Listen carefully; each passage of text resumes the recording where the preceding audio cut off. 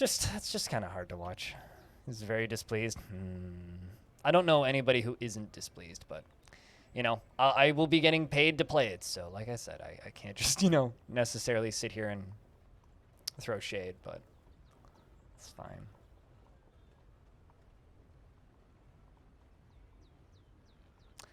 It's fine. It's kind of.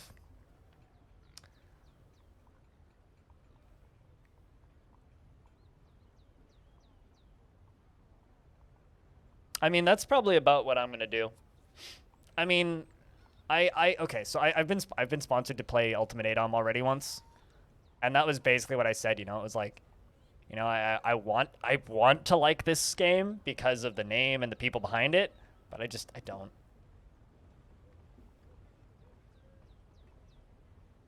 They want me to do a sponsored stream of it again. I mean, it's my niche, and they know that, which is good. I mean, that company has offered me several sponsored streams since that I turned down.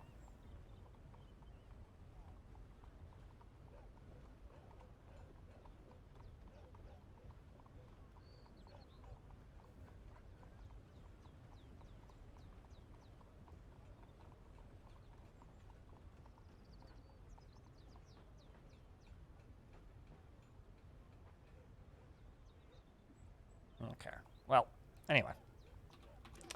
I'm sure we will continue babbling about this, but till then. Longdeath continues. The Absolute Realm. So, as of today, today's kind of a big deal. And the reason today, the 26th of August, is kind of a big deal is today marks 1 year, real time, since I started this series. I have a question. How many people watching this stream remember a time before Longdeath? Kind of a genuine question.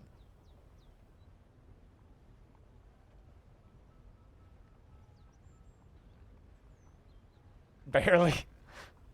Not that you have to tell anyone, but wondering, are you allowed to tell how much the sponsor is? Am I allowed to say how much I'm getting paid?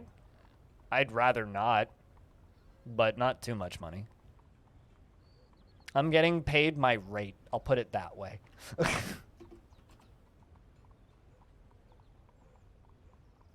Got a handful of depressed dwarves because I was super overworking them towards the end.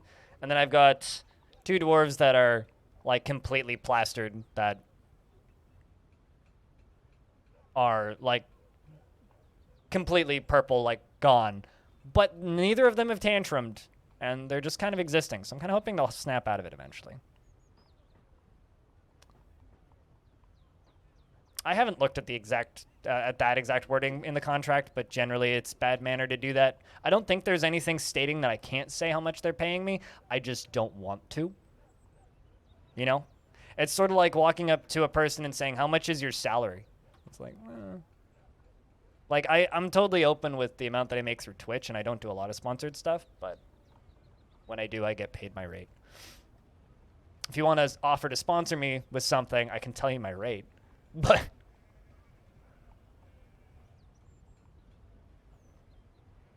they pay pretty okay. Or rather, that company pays pretty okay.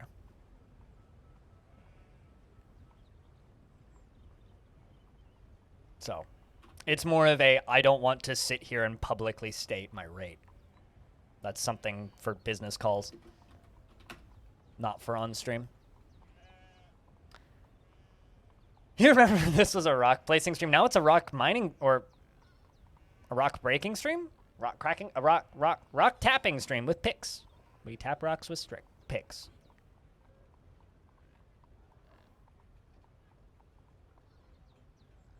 But yes, I am allowed to say how much I get paid. I just don't want to. I'm not sure why that would be relevant to literally anything, though. Why do you ask, Axel? All it really means is that the VOD won't go on YouTube, though. Because they'd have to pay me more to put it on YouTube.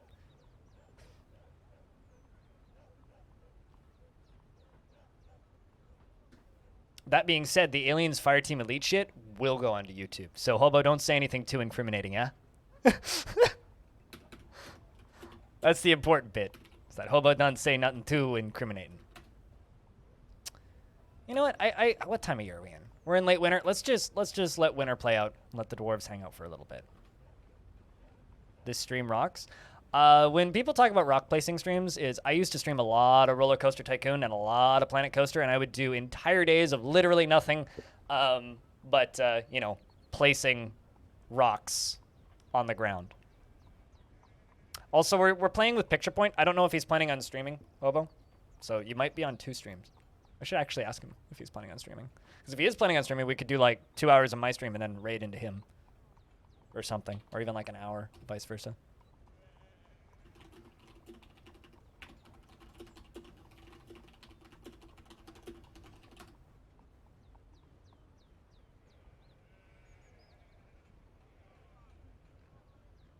Well, okay. Here's a question, right? Have you ever called a radio station and asked them how much Coca-Cola is paying them for their ad time? It's kind of the same thing, you know? It's like, theoretically, you probably could get that information if you went and dug. Just like you could get the information for my rate. But, like, that's not the sort of thing that's just publicly disclosed all the time, right? Like, I publicly disclose that I'm getting paid to do a thing. I don't have to publicly disclose how much I'm getting paid to do a thing, right? And that makes it just makes you seem really nosy and kind of weird, which is why I'm sitting here going, why do you care? You know what I mean? Like, that's kind of where my brain goes. It's like, why do you care how much I'm getting paid? It's streamers getting paid. That's the only thing that really matters, right? And why would they want me to talk about it? They just want you to buy the video game.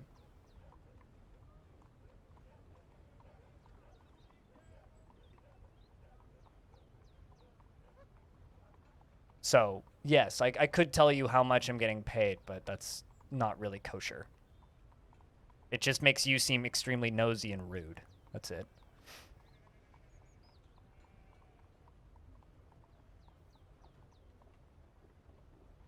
Well, see, here's the thing, right? There are certain things where I am extremely open on the amount that I make. I make about 1,500 US a month doing this.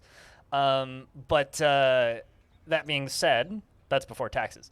But that being said, there are certain things where I will not disclose the amount that I'm making, and specifically for sponsored things because there's a lot of NDAs and things signed. Like, I do things in the background from time to time that I don't talk about publicly because it's not my private business, it's somebody else's business, and that is up to them, right? And I'm working with an American company, and Americans are extremely uptight and cock-blocky about saying how much they get paid. And they don't like to tell people, which is why you have CEOs that make bajillions of fuck-off dollars. So I'm pretty open with the amount that I make personally, but when it comes to things that I'm getting paid by an external company to do, I'm not going to go outing that for one specific reason, and it's because other streamers...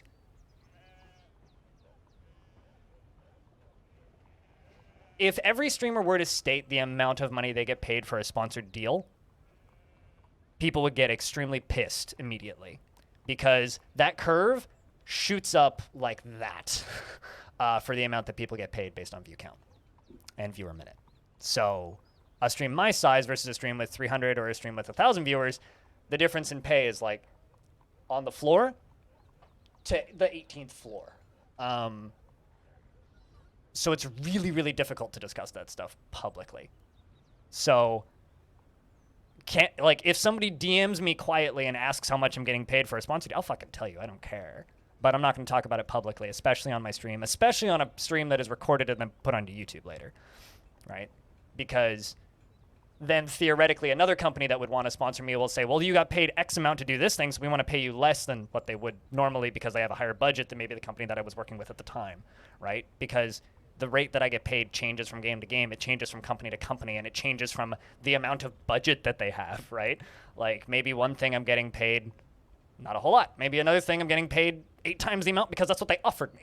You know, like, it's a lot of back and forth. It's a lot of discussing, and it's a lot of math and looking at viewer minutes and other annoying fucking stats. So it's just, when it comes to my personal income, I don't really care about talking about it. I will tell you the number of subs I have. It's right up there, and you can do the math and figure it out. You can go look up the amount of money I get per subscription. You could figure out how much I make. It's not that hard.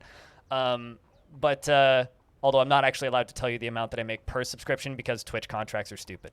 But that information is very easy to find on the internet, so go fucking look if you want. But like, when it comes to like sponsored stuff, I don't disclose the amount because that shit gets complicated quickly. Gotta pay the bills somehow. Yeah, well. Not so much I can do. Anyway, it's springtime. Let's see if anything dies of old age. Probably just pets, though. I don't think I actually have any super old dwarves. Also, it's a full moon. Interesting.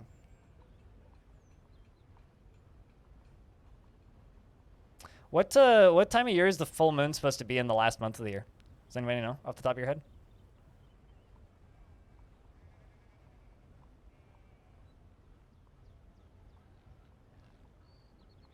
CryptBeer_HF CryptBog CryptPaywall 2 Crypt Happy Crypt Twine Long Live Longdeath.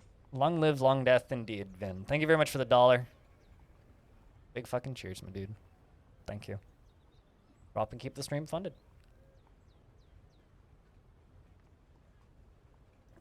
100 bits at a time. 28th of Obsidian? Well, that's right, then, because we are... Although, we're still on the full moon on the 1st of Granite, but if I unpause. 1st of Granite, full moon. And the humans are here with their annual tributes. Let's see how big of a tribute they bring. Probably won't be that big, I would expect. I'm just going to kind of let the dwarves have a break for a little bit. And obviously manage the king's demands. Which somehow we didn't miss any of when we were cleaning the boulders out of the basement. Because we finished the lava tube, so today we're going to be starting on the pump stacks. We'll start bringing the lava up. You just checked the wiki calendar? Gotcha.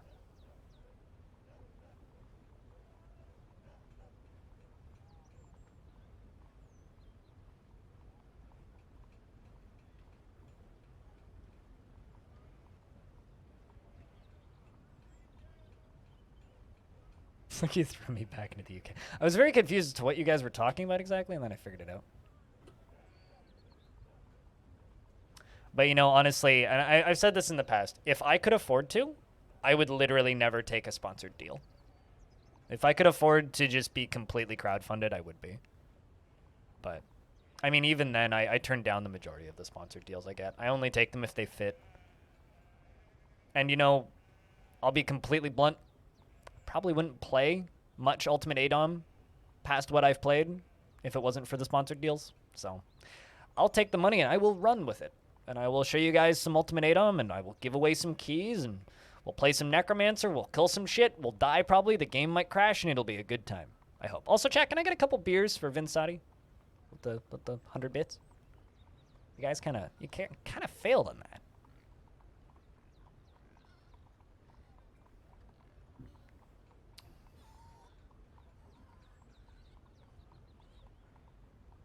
Stone, let me know when you got it. You know, also that makes me kind of backwards compared to some other streams, because I know a lot of people on Twitch would prefer to talk of throwing people's bodies across the water. I mean, you've just been playing too much too much run around kick people out of spaceship game. That's what you're doing. You're just playing too much run around kick people out of spaceship game.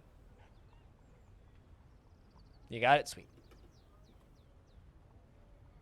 It's like I'm kind of backwards compared to a lot of my friends in other streams, because like I know a lot of people on Twitch who, if they had the opportunity, would be completely ad funded, and just, you know, do almost everything they do sponsored and make as much money as possible that way. But, you know, I've said this in the past, and it's a this is just showing that I'm silly. But, you know, if I wanted to make a lot of money, I wouldn't be streaming on Twitch.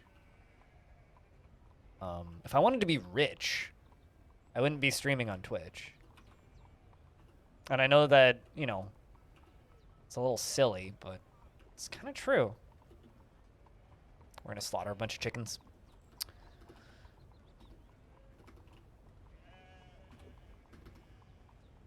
I certainly wouldn't be playing the games that I play as well.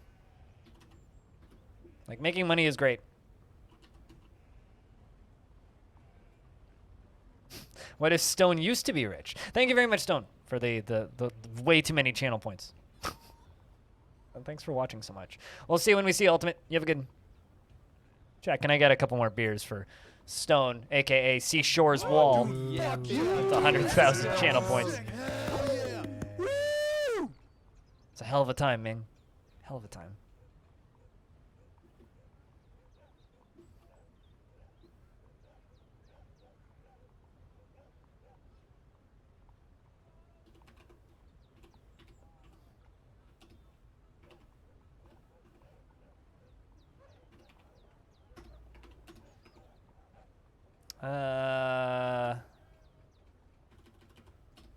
There we go. Let's make some soap up. I haven't made soap in about 100 years. Probably running low. There's still some in the stockpile, but I don't know how much we have left.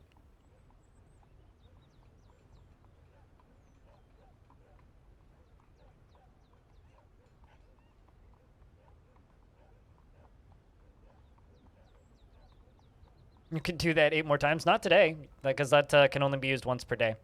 Once per stream. So you cannot do it 8 more times. You'd have to do it tomorrow, the day after, the day after. You must have close to as many channel points as I have in Bellinair's stream, because I have, like about, or actually, you have more. I have 500,000, 559,000 in Bellinair's stream. So you have more channel points than I have in Bellinair's stream. Once every century or so, it's fine. Yeah, which is why I'm making some more.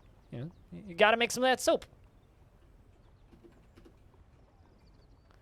Although I'm actually just going to quickly forbid that door and pull that lever. Then I will unforbid that door. As we squish, you know, all of the rotten meals which count as masterworks. And unlock that door.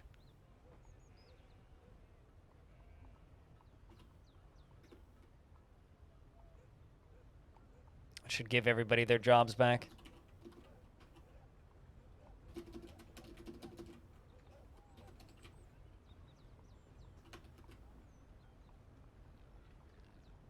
$67. I mean, it wouldn't last for very long because they go up pretty quickly. They do indeed go up pretty quickly. The channel points. Stone watches stream a lot. Axum, Stone watches stream a lot. Also, Hive, thanks for the follow. Cheers. I mean, so we are on year 297 of the fortress, meaning the fortress is 292 years old. 292 years old. When I started this fort, I was streaming it 5 to 6 days a week. Which is part of the reason why it's slowed down so much, is because now I do it about 2 to 3.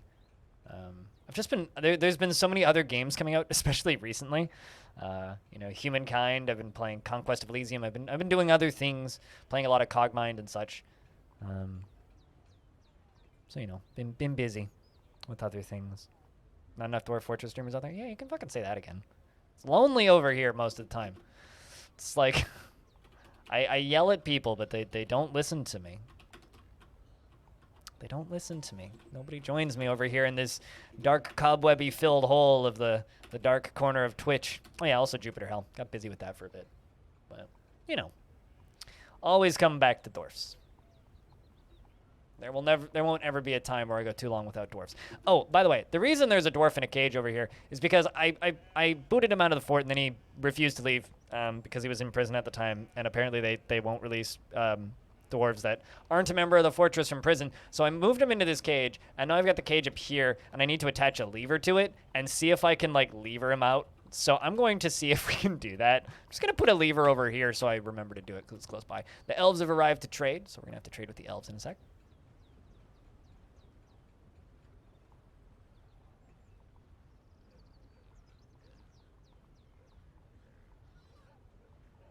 I'm trying to think what the twist in Monsters Inc. was.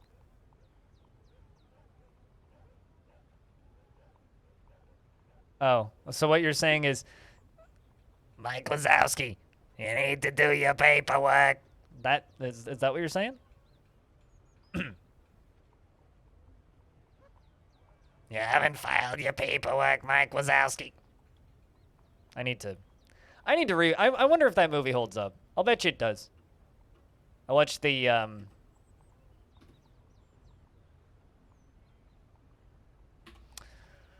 there we go. To the Dwarf.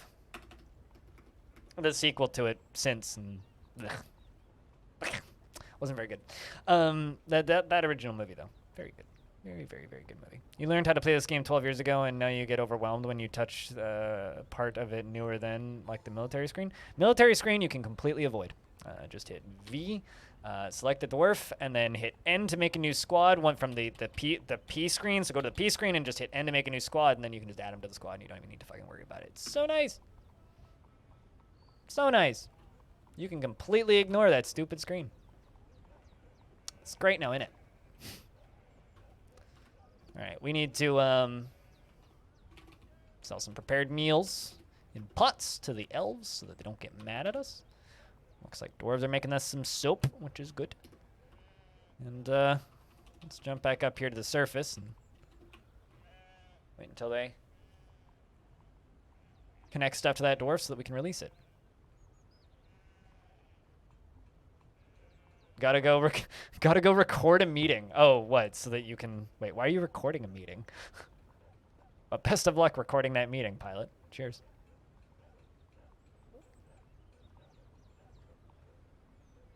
Also, normally I do Dwarf Fortress news videos on Thursdays, but it's late. And from what I can tell, their community manager is off today, so I'm assuming it'll get posted tomorrow unless Tanya does it. So I'm kind of expecting to not see any updates from that today. So most likely I will be posting an update on that tomorrow morning, which is fine.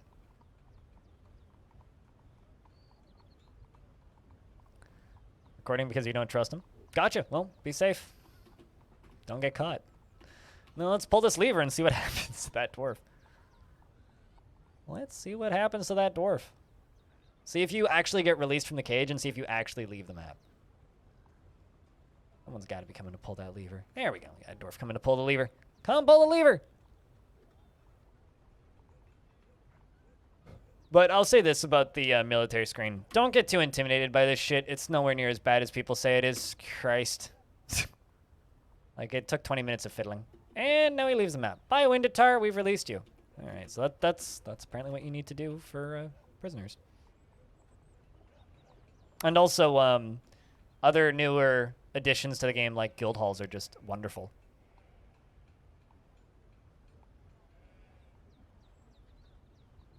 I don't know, because I have job cancel spam turned off. So maybe? Because I expelled him right before his prison sentence ended, and they refused to release him. So maybe, I don't know. Regardless, moved him to a cage because I could do that, and then I couldn't release him from the cage because it was technically a wild animal. Tried to put another animal in the cage, and they wouldn't do that because the cage was occupied. So built the cage and then released him that way, and it seems to have worked.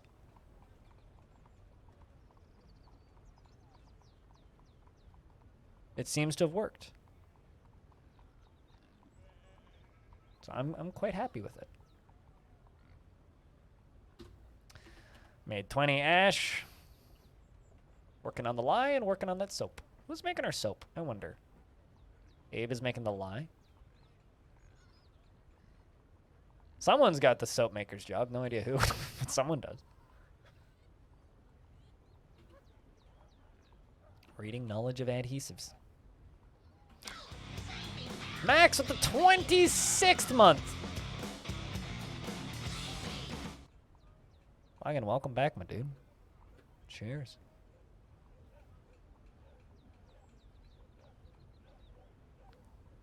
Did I finally run out of soap? The stockpile was looking a little low, so I'm making more soap. I don't think I've made soap in 100 years. Like, genuinely, I'm pretty sure we haven't made soap in about 100 years. I can't actually remember the last time we made soap. Hope you've been well, Max. Hope things are good.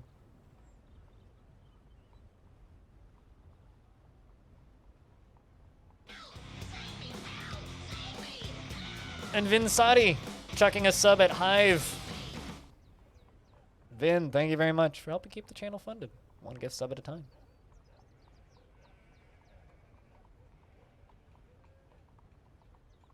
Big thank you. Enjoy the ad-free viewing and the Dwarf-themed emotes next 30 days. Courtesy of Vin.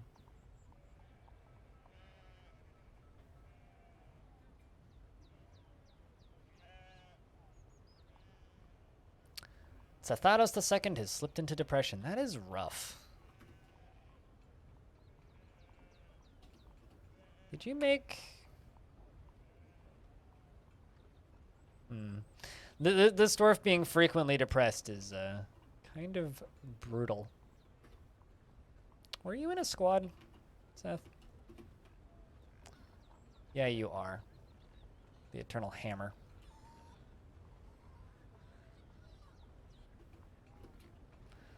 Let's see if I can get that squad training. Let's see if we can help.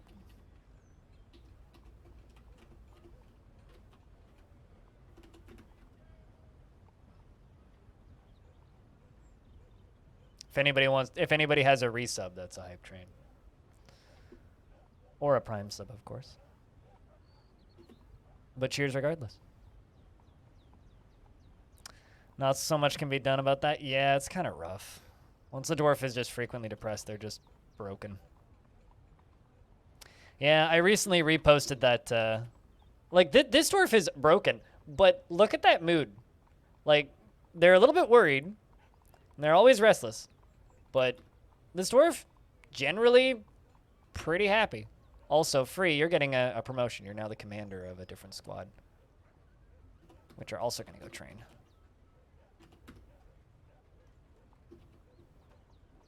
And I don't believe I've actually traded with the elves yet, so we should set that up and do that.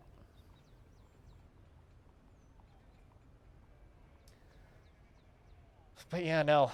Goddamn. Longdeath for a year.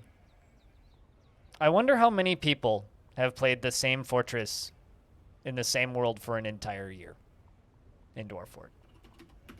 Like, if you told me when I was starting this series that I would be doing this and, like, a third of the way done a year later, I would have been like, heh. I still maintain that if I marathon this fort, I could get through it in a couple of months, but that would require a lot of marathoning at this point. A lot of marathoning. I'm not entirely sure I got it in me with my fleeting energy, unfortunately.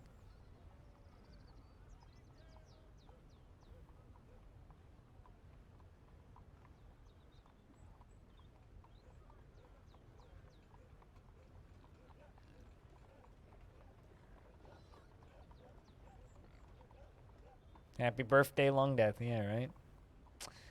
It's Longdeath's birthday. It's Longdeath's something. Maybe it's Longdeath's death day? I don't know. What did the elves bring us? They brought us a cougar, a cardinal, a water buffalo. Ooh. I might just buy that water buffalo. We'll slaughter it. Seems delicious. Holy crap. I didn't realize we had so many random tamed animals.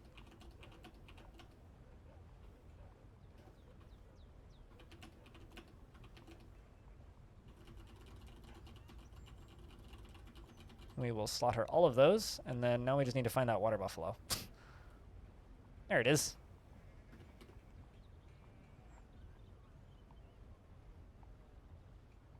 And decide to learn plumbing usually in Dwarf Fortress? There isn't any plumbing systems in Dwarf Fort, though. Or are you saying in real life? Verbalix, what's up? It's good to see you. Hey, hi.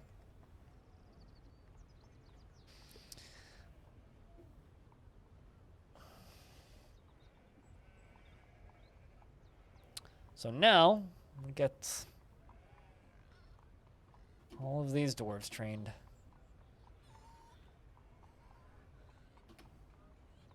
Doesn't feel anything when caught in the rain. Excellent.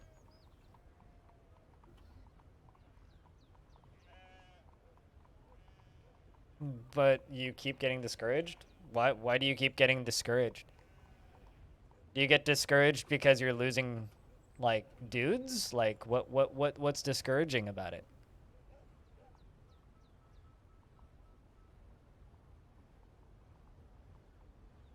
I mean, I personally don't like Darkest Dungeon, but like that's for more personal reasons than anything. It's not that the game is bad per se, it's just not really a game that interests me. Losing dudes makes you feel bad? They're completely expendable though. That's the thing. Is the dudes in that game are a resource. They're not like characters. Just name them Moron 1, Moron 2, Moron 3. Probably is gonna die. 4, you know, etc.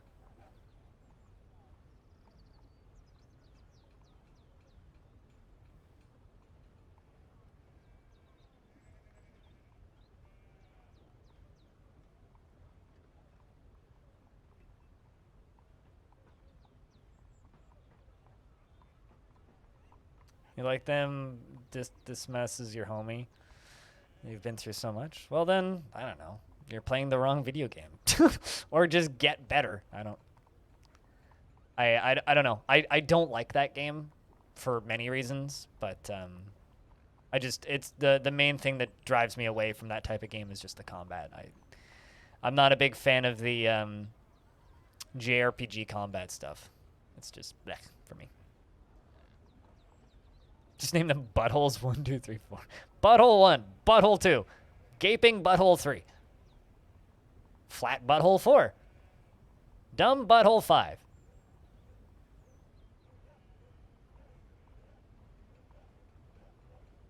You know, I just learned that new Myst version, that just came out, has VR support. Playing Myst in VR would be fucking wonderful. I've never even finished Myst. That would be wonderful. I was going to put that out there. That would be wonderful.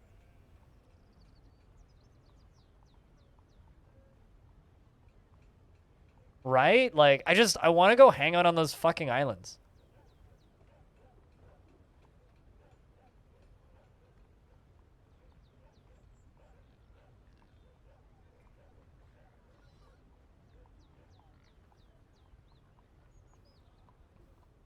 Your brother's got a Steam VR thing?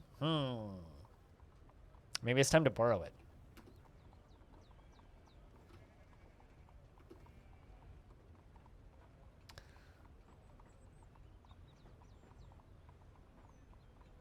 Pondering the voice. They're also pondering art now. Actually, how is Murphys doing? This dwarf's still depressed. Anxious after pondering art.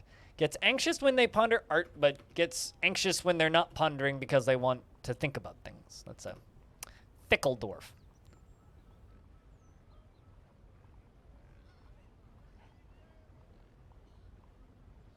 Euphemus about doing things with water pressure. Okay, I was like perplexed because like, you know, Dwarf Fortress doesn't have any sort of plumbing mechanics. So I was just like sitting there like, learning about plumbing, eh? What? I kind of assumed you meant drowning dwarves, but anyway, this is the thing that we finished yesterday. This, what goes all the way down to here. And that's it.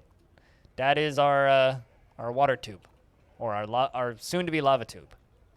I mean, speaking of magma plumbing, it's literally what I'm going to be starting today.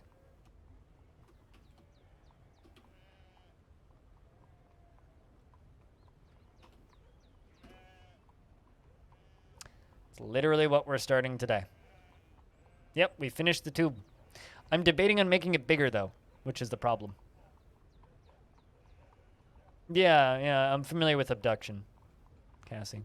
Although something else that I kind of need to do, which I'm going to also do right now, is I'm a dig a diggy little hole here, and I'm going to make this.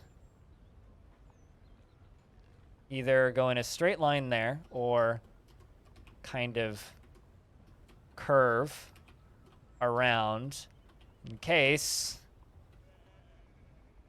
I need to empty it.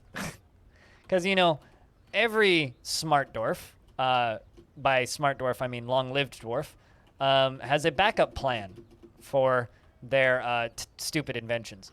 And, you know, I would like my dwarves to not horribly die to lava flooding. So in case I need to drain this thing, I'm building a drain. I watched Jonathan Blow get really, really mad at abduction. I personally have never actually played abduction. So we're going to build a drainage system before I do anything else. You can't pressurize magma. Magma does not build up water pressure in Dwarf Fortress. So it's not that it would be difficult, it's just you can't do it. You can drop rock into lava, which does even more impressive things than...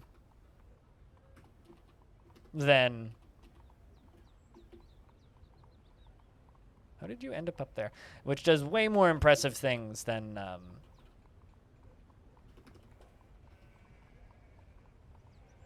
Is this helping at all?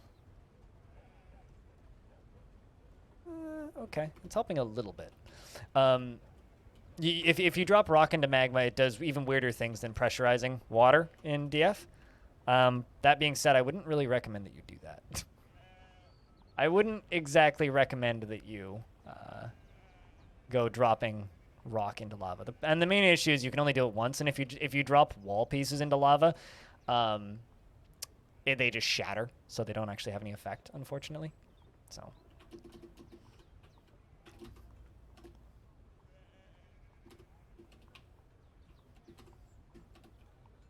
Trying to give this a bit of a pattern.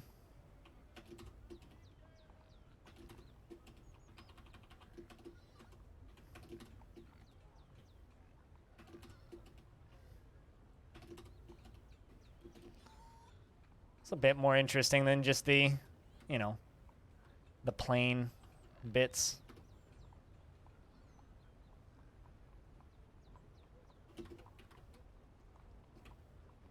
Because this is, you know, going to be quite deep. So I'm going to kind of give this kind of a snaky look.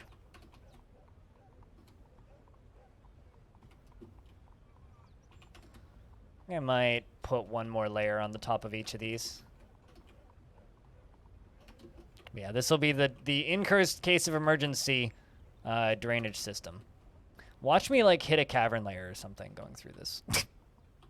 It's going to ruin all of my plans.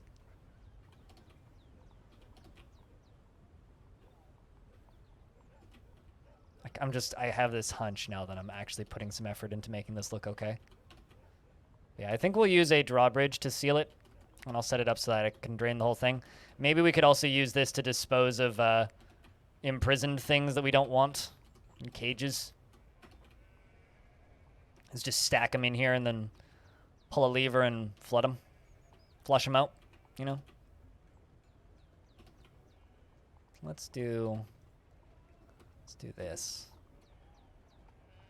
How's that for a drainage pipe, chat? Do we like it? I think this works. I think I like this.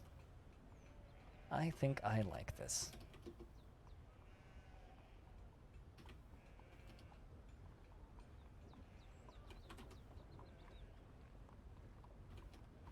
But yeah, no, the reason lava doesn't really build up water pressure is because it's not water, it's lava. And if you've ever seen lava flow, it doesn't really build up and burst out. Fancy as fuck. That's the goal. Make it look fancy as fuck. I just need to wait for the dwarves to get down here and dig it.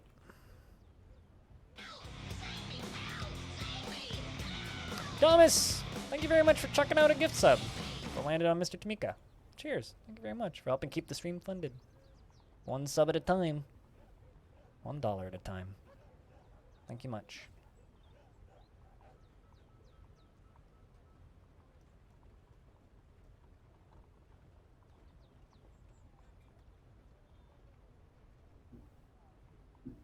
And big thank you. Seriously.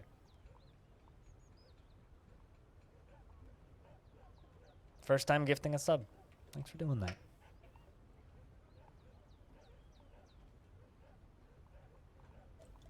I need more coffee to be able to do a cheers with coffee, so I gotta pour more coffee. Thinking about making this whole drainage pipe blue. Covering it in blue rocks.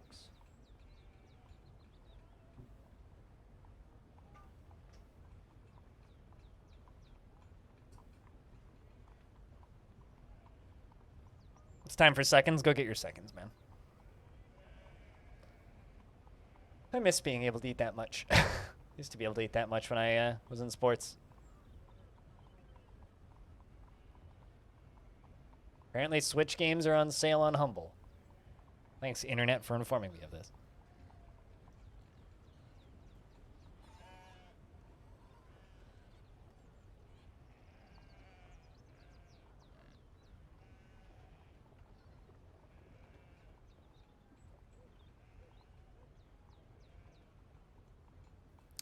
What are those? Jasper Opals, I think? Yeah. The kind of frustrating thing about this is this is Kimberlite, right? Which is blue.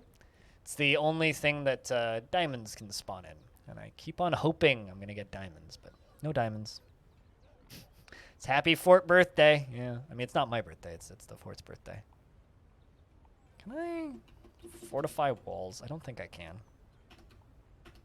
Oh, yeah, I can. Would you look at that? You can fortify walls. We are making a fancy drainage tunnel, Prozac. That's what we are currently doing. Making a fancy drainage tunnel. Just in case we end up needing to drain the lava tower for any reason, I would like to have an emergency drainage lever, so. I'm going to make a lever, and I'm going to name it simply, whoopsies. I'm going to make a lever, and I'm going to name it Control N, drain in case of there you go. Drain in case of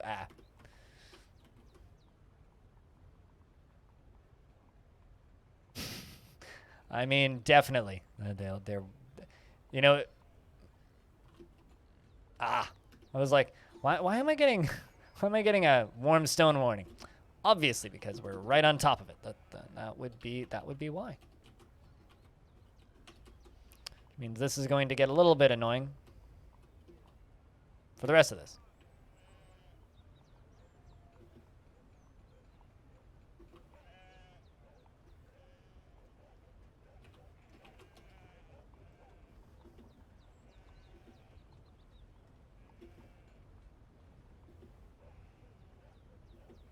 And that's okay.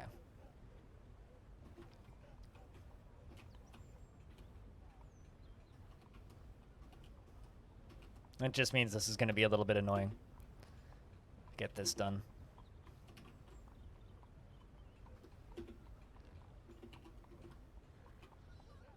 Someone was saying on the forums that they want a forced dig option.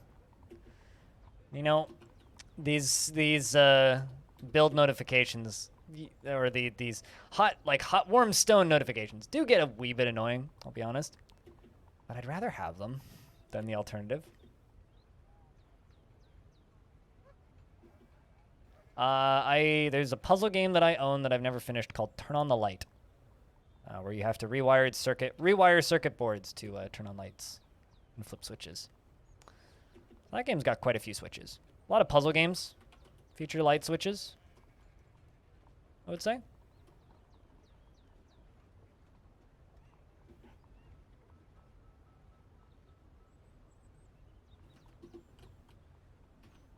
Let's just do this one line at a time.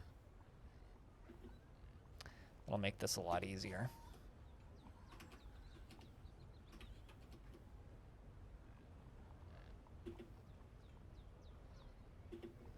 So I have to unpause the game the second it pauses every time it pauses.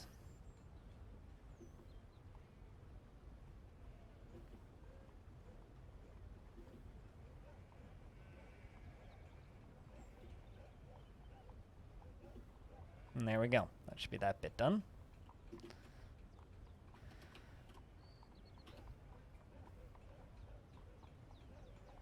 Well, those doors are starting to smooth stuff, which is excellent. Problem is, I'm going to need to get all of these boulders out of here somehow. Get to figure out how to do that. Maybe just build floors out of them. Let's not worry about it too much. Something I could do for quite a bit.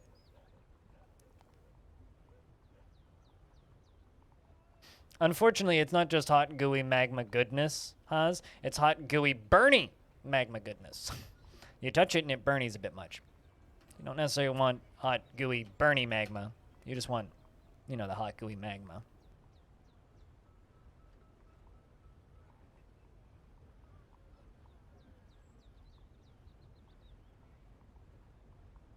You just know that if there's a feature when someone would get upset when if a dwarf digs into magma unexpectedly. Yeah. I also love when people are like, man, Dwarf Fortress needs autosave. It's like, Dwarf Fortress has autosave. It's just very well hidden. Has autosave. It's just very, very, very well hidden. But here's the thing, right? I know that there's a song about matchmaker, make me a match, but when playing with matches, a girl can get burned. Haas.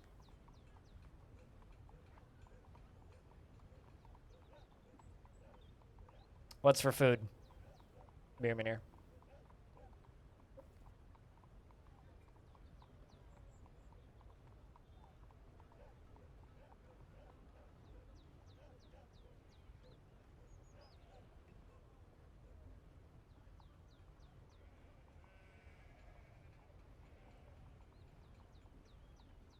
If I can ask, of course.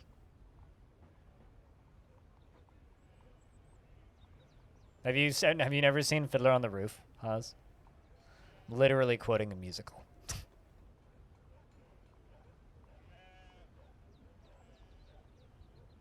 Right, so 1, 2, 3, 4, 5. 1, 2, 3, 4, 5. So I've got to demolish that. Dig out to this. And from here, we go down one to there.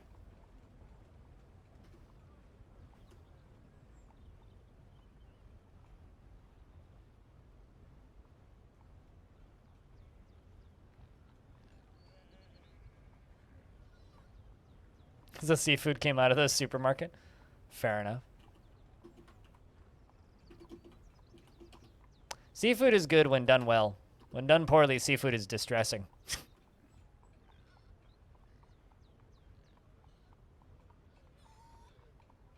Oh, well. Fiddler on the Roof is it's a classic musical. I'll say that.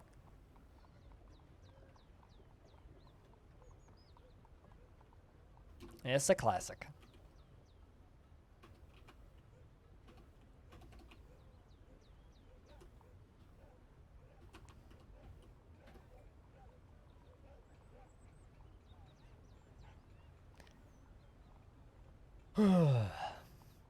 Although now I'm kind of tempted to turn off the cancels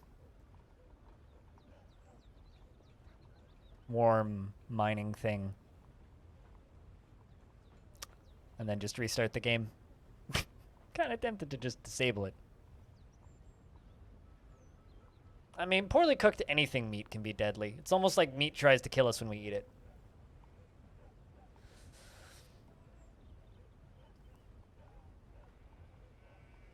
Yes, of course you have to restart the game. The game checks those settings when you have the game turned on. I just don't want to restart the game. It's probably worth it. Yeah. Yeah, I just need to go find the setting. Give me a second, I'm gonna go find the setting.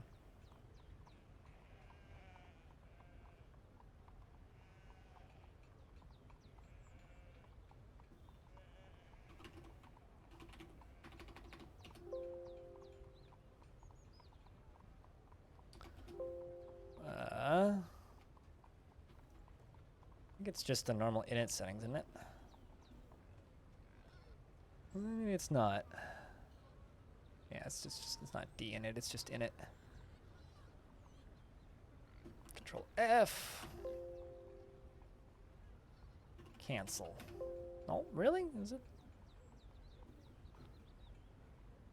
I thought it was just normal init settings. I suppose not.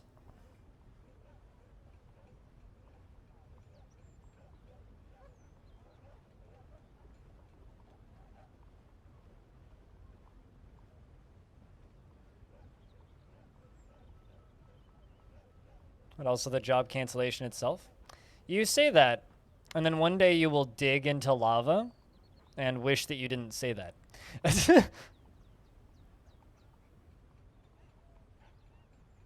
Considering how punishing this game is, I think it's pretty fair to have it. Why can't I find this?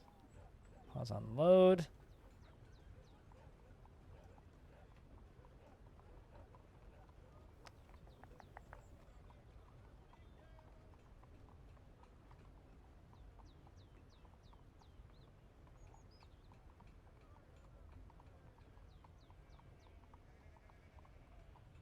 I don't know if you should congratulate. Like, I don't know if this is an achievement or stupidity, Clino. Clino, can you remember where the turn off, cancel mine due to temperature thing is? Because I'm trying to find it and I can't. It's been a minute since I've disabled any of these. Is it announced? It's under announcements? Oh, it's in that one. Okay. Control F.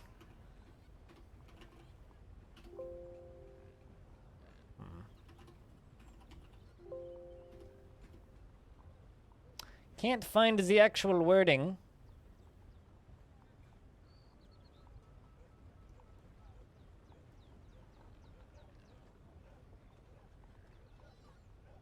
Looked into container. Like, this is what I'm looking through right now.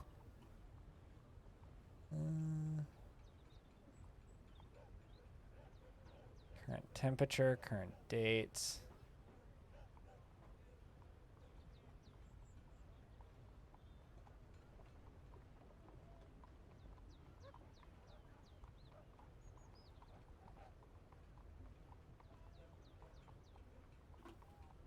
Dig, cancel, warm.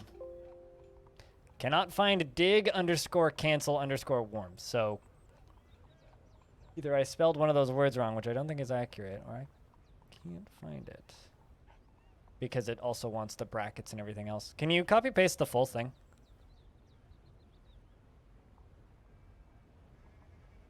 With like the brackets and everything. Mischief lever.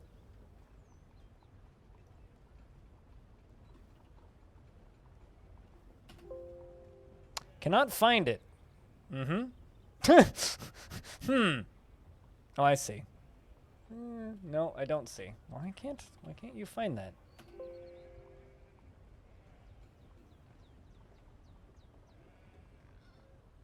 Sorry for all the Windows sounds. Yeah.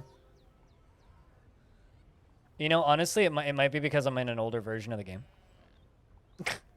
But I know that you can do it in this one too.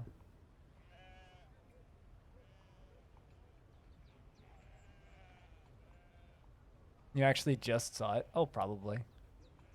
Why can't I find it by searching? Oh, actually, maybe you already have your settings different. That might be it. There it is. Okay. Appear paused, your display. Okay. So set that to D.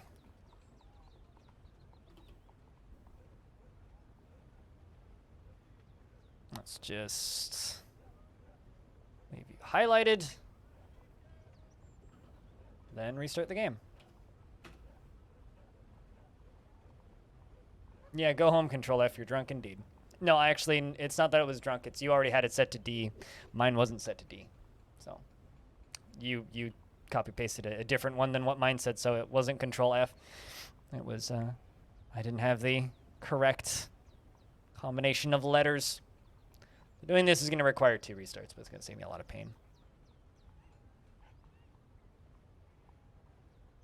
You also need to remember that I have one eye that has tunnel vision, so finding lines of text on a big text screen is very difficult for me. So just because you can easily find something on a small piece of screen, I cannot. So you're going to have to, be understanding or sawed off. Those are your options.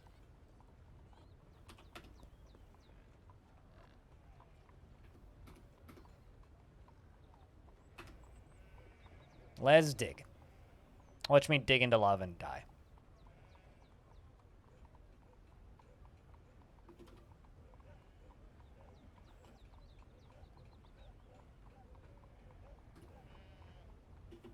See if that does it. That should do it, I would think.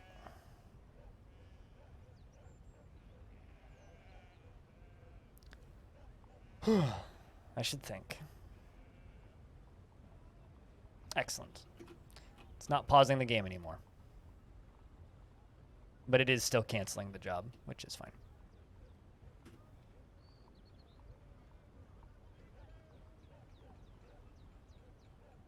This is what I want it to do. So I don't need to restart the game again. This is actually even better. It still cancels the job, it just doesn't pause and like auto move me. Can't believe it's been a year. Why can't you believe it's been a year?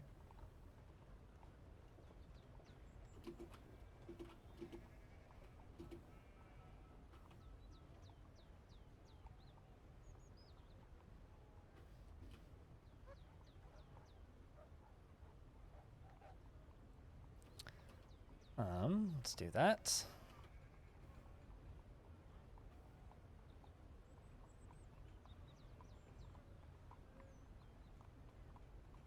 So I can still do this safely, even though it's, pausing.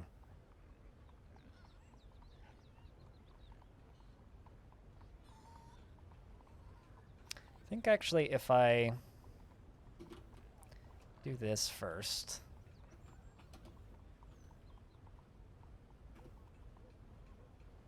Then it should be easier for me to just do it one line at a time.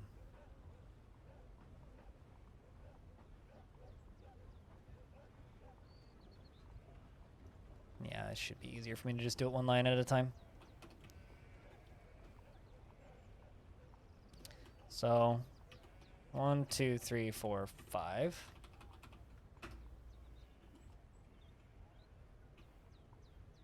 There we go.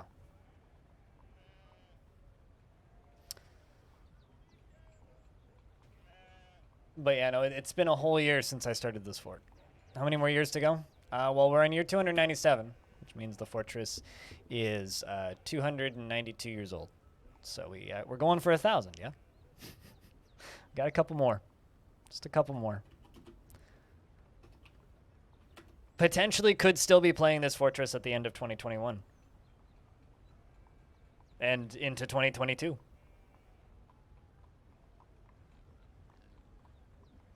Like I've said before, though, I'm racing the Steam version.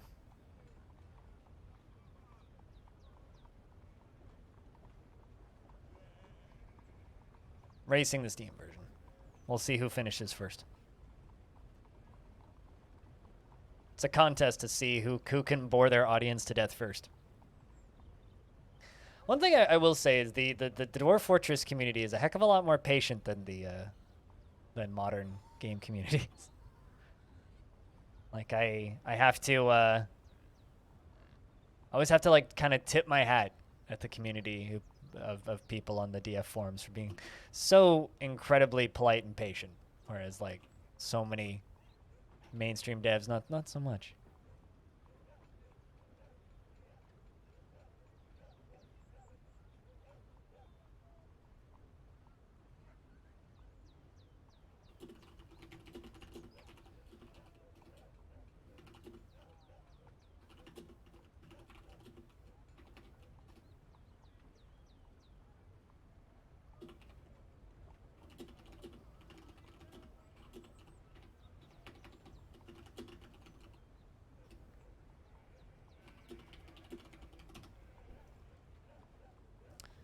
All right. Did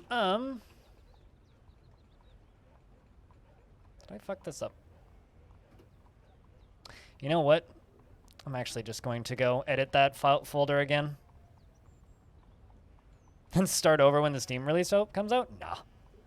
I am not starting this over. I will tell you that. I will do this until it is done. And that is it. I will keep playing in the same version if it's not compatible. Because starting over with the Steam version would be silly.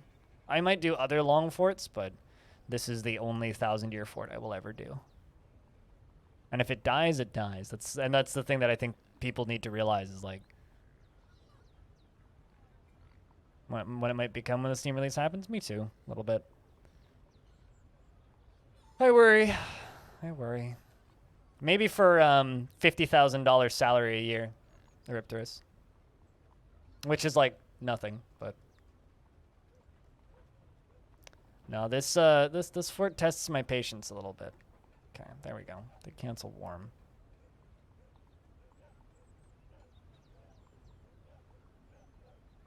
Save. Got to restart the game again. I just don't want to screw up this pattern. I'm not too worried about what the community will become because it's still the same community, right? So, not too worried about what it'll become. I'm a little bit worried about what the Twitch community will become. I think that, like, the actual core community will stay about the same, though. I'm more just worried about memes than anything. You know, like, the community itself, I think, is fine and will stay fine. But what will potentially happen that I'm not looking forward to is like, in general, the RimWorld community is great, right? And that's probably, like, the closest analogy I can think of. But there's always that one guy that's just like, so how's that human leather coming along, right? And I have a feeling that the Dwarf Fortress community will probably be more or less the same. Outside that there will always be that one person now that'll be like, so how many elves have you killed this week? And it's going to get really fucking old, really fucking fast. That's my concern. You know, like there's a video on the GDC that from GDC of Tynan Sylvester doing a talk about you know, his game, right? And the most upvoted comment on that video is, "Man, that's a nice human leather jacket Tynan's wearing." And that's what I'm gonna be annoyed by.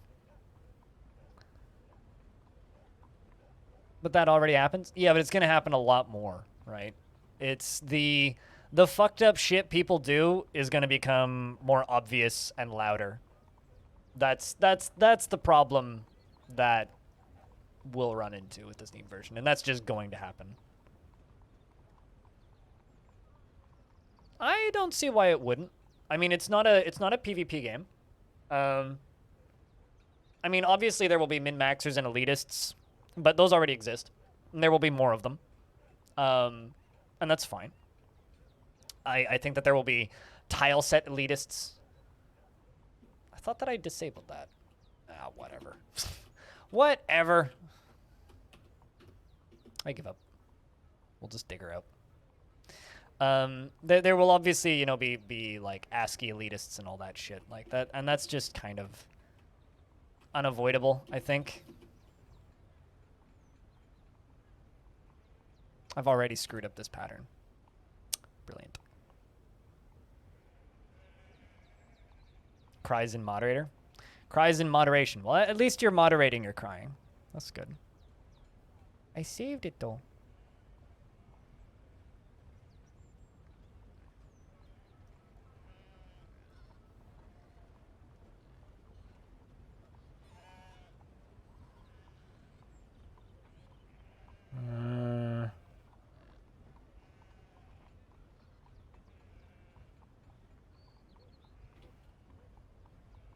Let's try this. Actually, I see what I screwed up.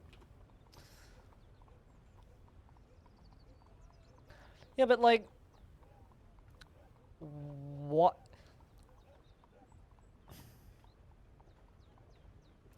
I'm gonna say this, you know, and I like bitched at somebody about this when I was playing Cogmind the other day, which is, sure, you can absolutely, you know, say ASCII master race, right? But I had someone tell me that I was committing a crime for playing Cogmind the other day with a mouse. And they meant it as a joke. But it's not funny. Because for me, the mouse in that game is an accessibility feature. Absolutely, you joke. But it's not funny, right? For many people, graphics is an accessibility feature, right? For me, using the mouse in Cogmind is an accessibility feature, right? It doesn't matter if it's objectively better or worse with the mouse. It literally does not matter, right? What does matter is, in order to play that game, I use the mouse to highlight things. And I literally need it to play that game. And ASCII Master Race is the exact same thing. Even if you say it as a joke, it's still demeaning and belittling. Yeah, okay. I don't know how to change this setting so that this actually works. So, fuck it. Whatever. The problem with joking about that is, for the one person you dissuade, that's one less person playing the game, right? Like, if you objectively state that one thing is better than something else that they are currently doing, you've already pushed one person away from the game. So who's losing? Right? Now every time I go to stream Cogmind and I have the mouse turned on, that joke is going to pop into my mind, regardless of whether or not I want it to. It's not funny. It wasn't funny then, and it still isn't funny now. I will always think about that. Like, it's impossible for me to not, because that's just how my head works. So every time I play Cogmind from here forward, I'm going to inevitably remind myself, my brain's going to remind myself, that I am committing a crime.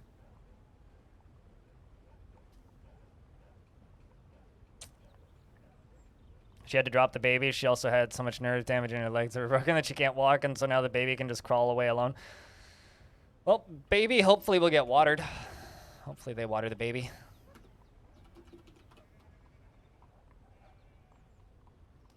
So, you know, that's going to be kind of annoying to deal with, I think.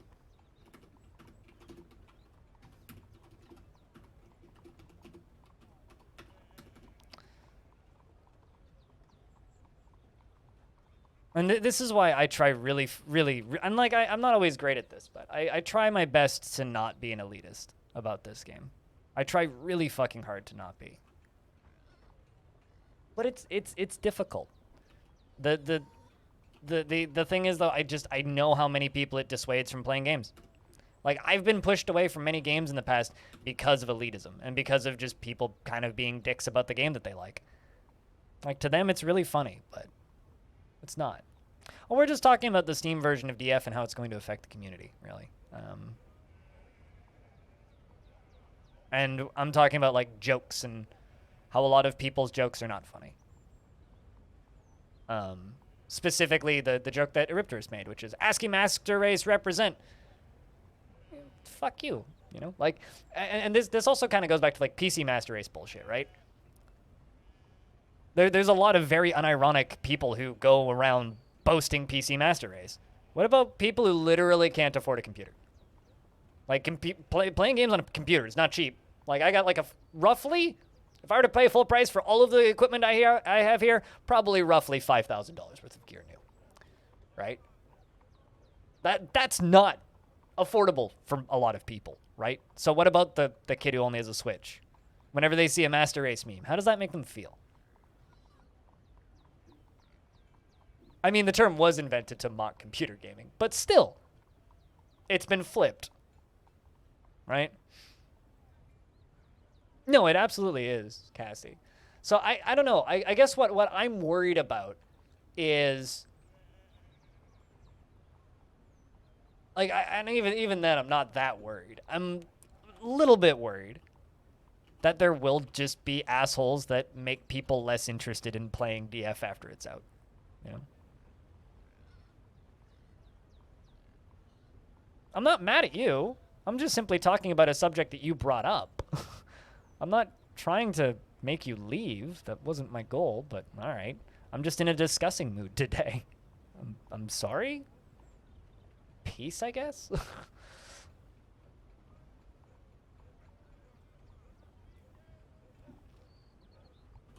This is what I do all the time. So. No, I mean, I generally don't care what people say about anything, period. I just like to think about this stuff because that's what I do. I overanalyze things, right? That's what my brain does. My brain overanalyzes things.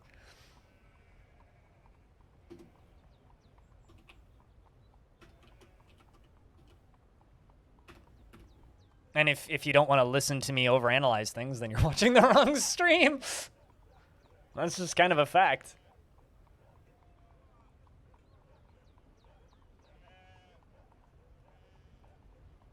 But, you know, that's what it is.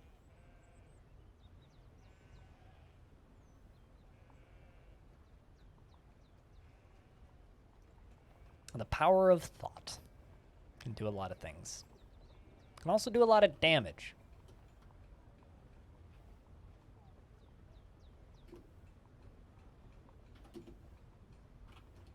I'm just extremely puzzled about that comment from Eripterus, but, you know. C'est la vie. You get upset with suboptimal journalism with repeated meditated elf mermaid talk. I mean, they're just regurgitating memes. Like, ironically, I know a guy who does some freelance writing from time to time. I don't want to out who it is, but I know a person who writes for websites that you read. And literally, like, I've talked to him about this before on because of the Dwarf Fortress subject specifically. And literally what some of these writers will do is they'll just, like, Google memes and just take order of operations, most popular memes for the game, and then make sure they work those into their articles so that they get popped up in the search ranking. It's literally all that is.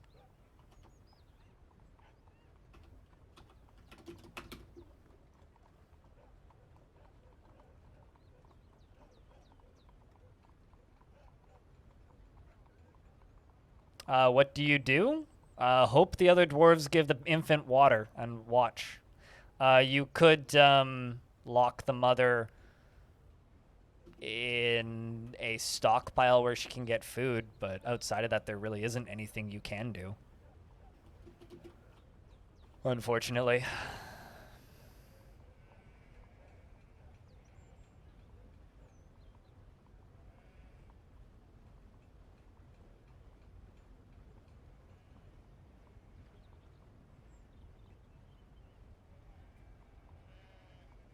It's honestly super cool, and you wish more people were more receptive to the concept. I mean, they're not, so what does it matter? The humans appear to have arrived to trade. That was an odd spot for you to spawn, up on top of a tree, nonetheless.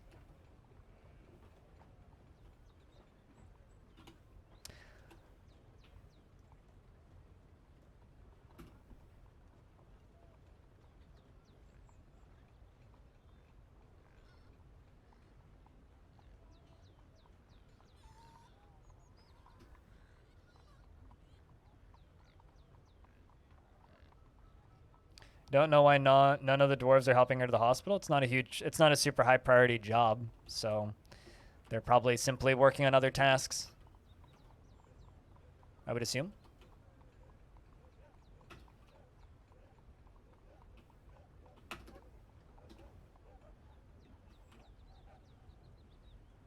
It's not a super high priority task. All right, so the humans are here to trade.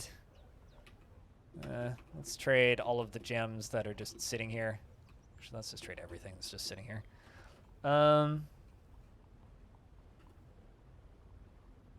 Plus all of this stuff.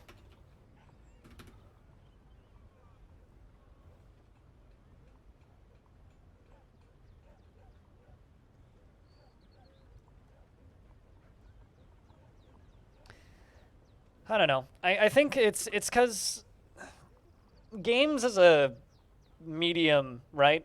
In the mainstream are focused on a few very specific things, but one of the things that games as a medium in the mainstream are focused on is the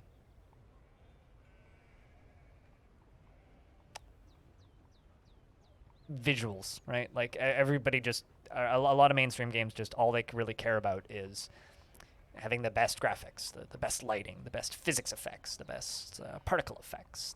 It's more about tech than it is about mechanics and depth. And that's what the mainstream wants, right? And, you know, those games are accessible. They're easy to learn. They're simple to learn. And I think there's value in that. And I also think that there's value in, you know, distilling game mechanics down to the absolute possible or distilling game visuals down to the absolute possible minimum so that you can have as many mechanics and as much depth in that as possible. I think that there's value on both sides of the spectrum for that. I just wish that people were more receptive to it. And I also wish that the people who liked it were more accepting of people playing their game in a more visually accessible format. Because while I find ASCII to be easy because I'm used to it, learning ASCII for the first time is difficult. It really is. I wish more people would put the time in to do it, but it's still difficult. Although I'm sorry, I'm just still completely hung up on that comment that Riptor's put in the chat, so I'm just like lost for the next 20 minutes probably. On behalf of the Merchants Guild, let me extend my greetings to your people. There is much to discuss. There is much to share. We've updated your maps. Really, the humans did? I wonder what they brought. All right, so you know what? We're going to go back to just buying gold. Electrum, brass, and rose gold and black gold because I actually don't need wood anymore. It's not totally true. I still do need wood, but not nearly as much. Because we're finished making all of the glass. On behalf of the Merchants Guild, let me bid farewell to you and your stout dwarves. And boss wants ballista arrows.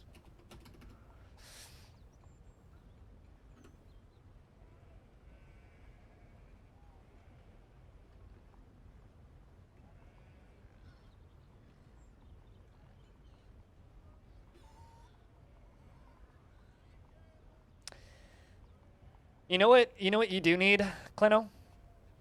I think Dwarf Fortress needs a really good press kit, and right now it doesn't have that. And if they do, it's well hidden, and I haven't found it yet. So please show me where it is. Right now, the problem that Dwarf Fortress kind of has is when press go to write about Dwarf Fortress, they do their Google searches, they find memes about cats and killing elves, and then they write their article, right? If there was a really, really good accessible press kit that tried to dissuade that, I have a feeling you'd probably get a little less of that. But, you know, that needs to be written into a press kit, and the press kit needs to be easily accessible and have a high SEO rating.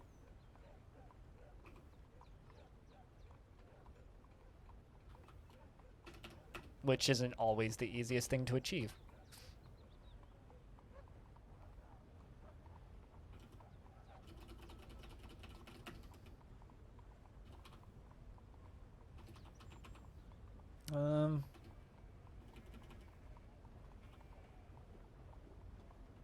Don't need all these ropes.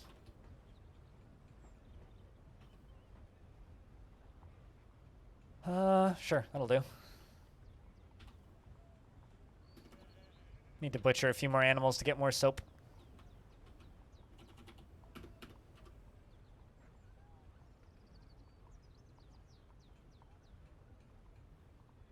So, I don't know. It's a weird thing. Writing about video games, it's not easy to do. There's so many of them and they're all different. It's also a weird thing streaming, trying to keep everybody happy, regardless of the mood that I happen to be in. It's just not possible.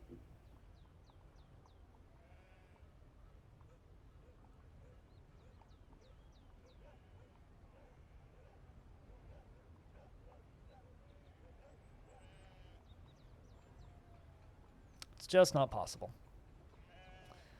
All right, let's get down to the bottom of this.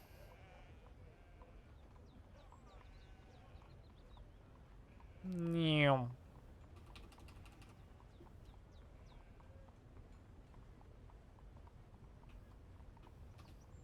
1, 2, 3, 4, 5. Okay.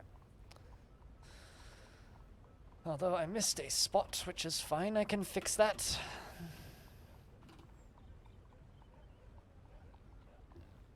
What's my max population? 55.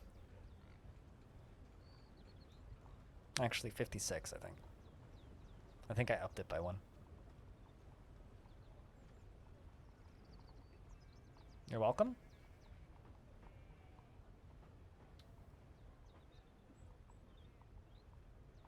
Gremlin for mayor indeed. Gremlin for mayor bot. Gremlin for mayor indeed. Clay the mayor has been reelected. Speaking of mayors. And I need to make another ballista arrow, which has already been queued up. And somebody's already working on it. Perfect. Bootlickers over here, please. So you didn't get fired, I gather.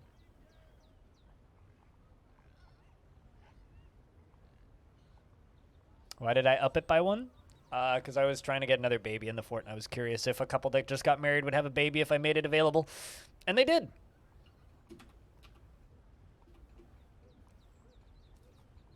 And then most of them died of old age. So we're back down to 46 again instead of 56. I've lost quite a few dwarves. I've also expelled some.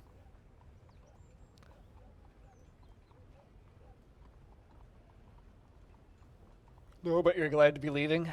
It's really sad when when you see people in a job and they're just bootlicking or sucking up.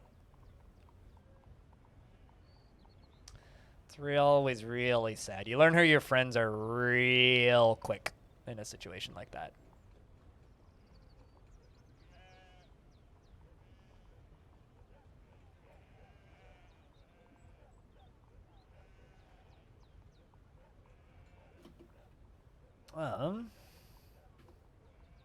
Trader's now requested. Jumping down here. Yeah, not too much further to go.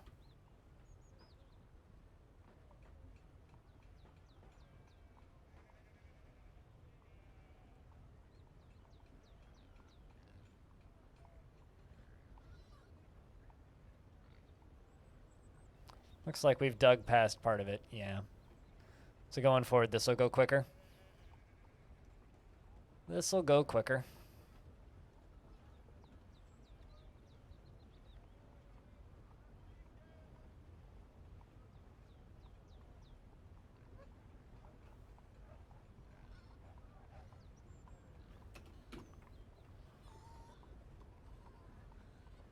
Well, I'm glad that you've, managed to find a better work situation quickly, pilot.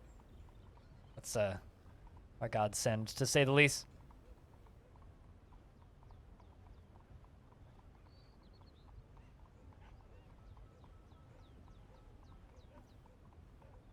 You know what's something that I've never quite figured out how to do? Is how to explain to somebody that I don't find a joke funny without upsetting them. It's something that I don't think I will ever fully learn. Like, how does one explain to somebody that I don't find your sense of humor funny? How does a human being do that?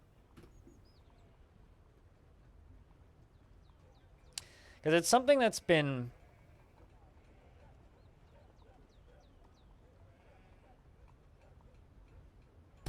How do I explain this? It's something that has been plaguing me since I started streaming. Like, way back when. And the entire time that I've been streaming. How do I explain to somebody that their humor isn't funny? It's something that I ran into a lot with, like, my final days in the RimWorld community. With the, like, oh, well, I'm fucking tired of hearing all of these jokes about cannibalism. And no, they're not funny. And I kind of feel that way with, like, the ASCII Master Race joke that was made earlier. And, like, how do I explain to somebody without offending them that no, your joke isn't funny? It's like... it's almost impossible to say it without directly insulting someone's sense of humor, and that's a very personal thing, and people take it as like direct offense. It's like, well, how do I inform somebody that I don't think they're funny?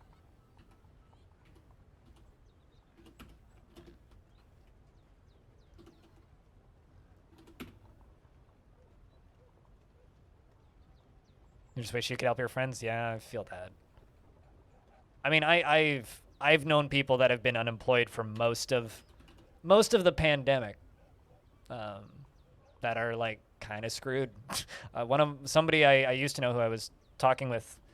Well, not that I used to know. Someone who I don't talk with very often. I was talking with a couple of days ago now, and they were saying that like they had to move back in with their parents because like they lost their job at the beginning of the pandemic and never got it back. Worked in the bar scene, and they're just like getting employed again now. What's the point? When you have an audience of people that is small, you have to keep that audience happy. And if you upset a large portion of that audience, or if you upset a portion of that audience, that's lost revenue potentially. So that's a point. It's not you, it's me. Well, even saying, like, that's like the classic way to piss somebody off. It's not you, it's me is the classic, like, breakup line of, I don't want to admit guilt, but I'm admitting guilt anyway to make you shut up about it.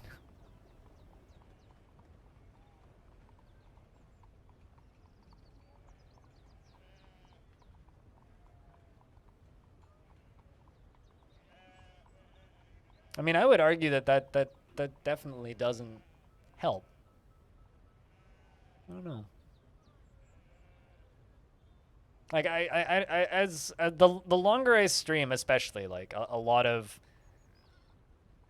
pretty commonly accepted memes have gotten very old. Like at this point with Dwarf Fortress, every time a person pops into my channel and states that throws around a joke about murdering elves, I basically just want to like insta-gib them out of my chat because it's like I'm so fucking tired of hearing that joke.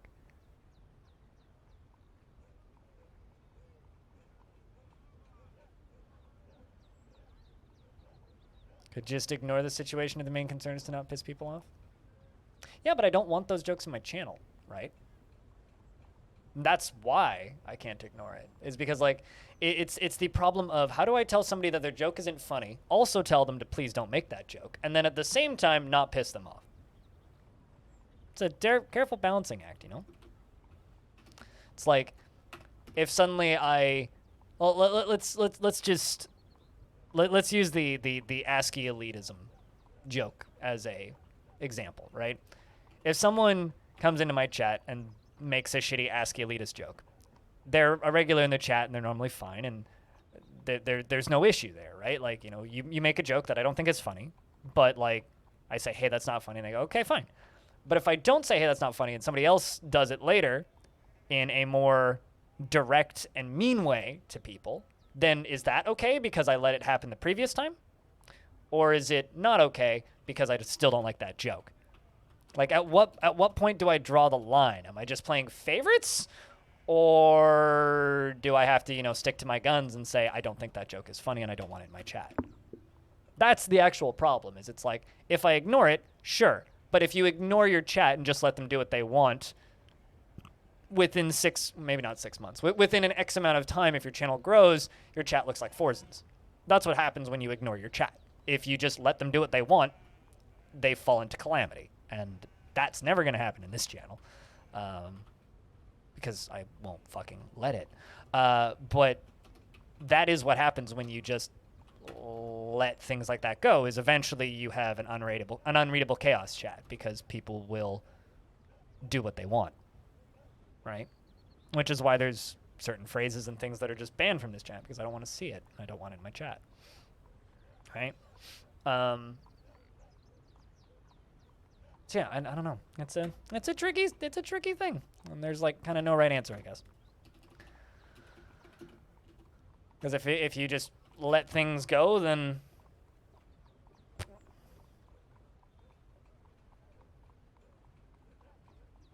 no. That is not true. That is unmanageable. I mean, hang around and watch how my chat operates for a couple of days. It's very different than the rest of Twitch, and that's due to careful management. So, no, it is manageable.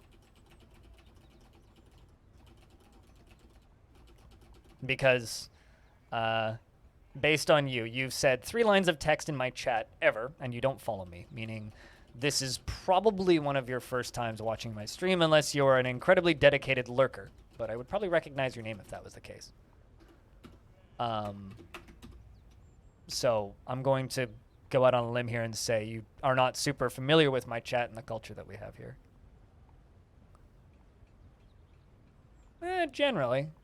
Well, maybe not generally, but...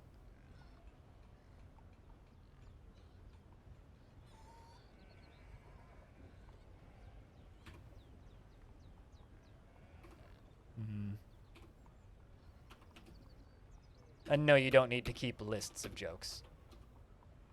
Sorry? For what? What did you do? If you did something, I missed it. Or maybe you're just being Canadian and just saying sorry because fuck it. Alright, let's get back down to the bottom of this. Let's get to the bottom of this. You never followed me? Don't worry about that. I don't actually fucking care if you follow me. Follows literally don't mean jack on Twitch. But I appreciate it. Thank you. It's more of a nice gesture than anything.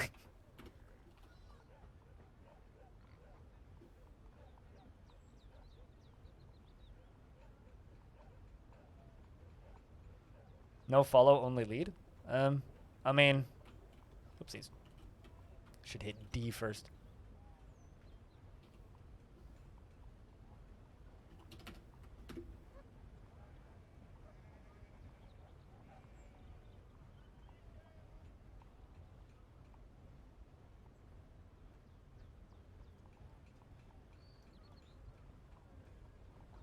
Yeah, I mean, also you kind of earn the right to banter in this chat over time, right? It's like once you've earned your right to banter, you can get away with saying stupid shit, right? Like if you've been around for a while, you tend to earn the right to banter after a bit. But that's because I know you and I know it's banter, right? I don't know. I spend every day in here and generally I feel like people kind of have an idea of what's what around here. Also, Lump, I hope you're doing well. How's things, man?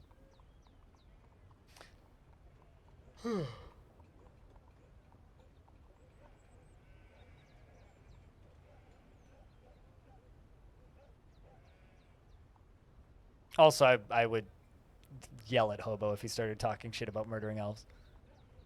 Just gonna put that out there.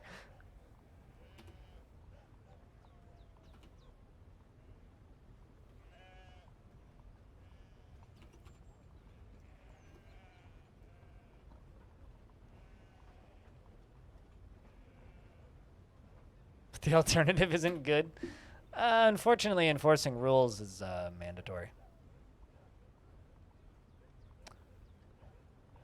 Also, if you just stumbled in, Lump, the thing that I'm rambling about, the stream of consciousness currently in my brain noggin is about how do I tell somebody that their joke isn't funny without pissing them off? And also ask them to not say the joke again. Because it's not funny. Without pissing them off. It's actually really difficult. It's a really, really, really difficult question to answer.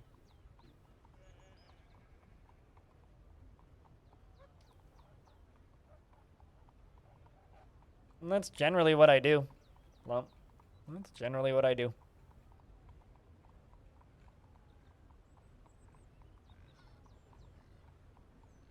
Just sometimes it makes people, you know, stomp out angrily.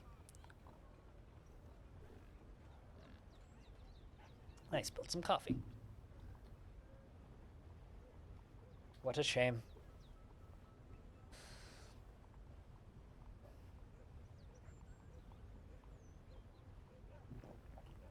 What a shame.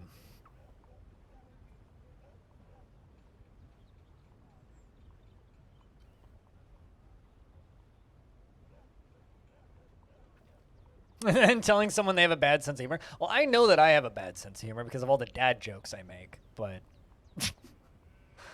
I mean... Actually, wouldn't that just mean that I have a dad sense of humor? Man, I feel bad about that one. Anyway... Now that I've committed a crime, what happens now?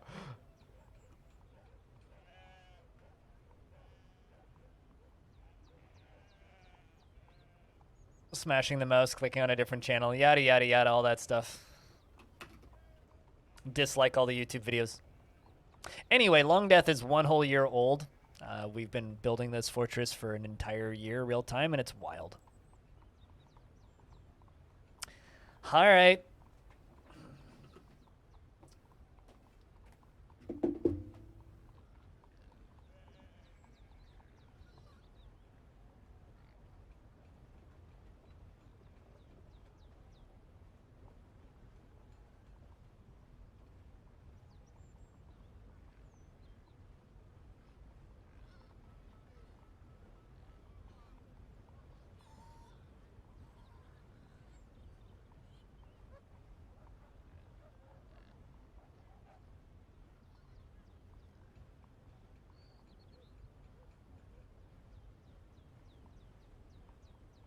Sandwich!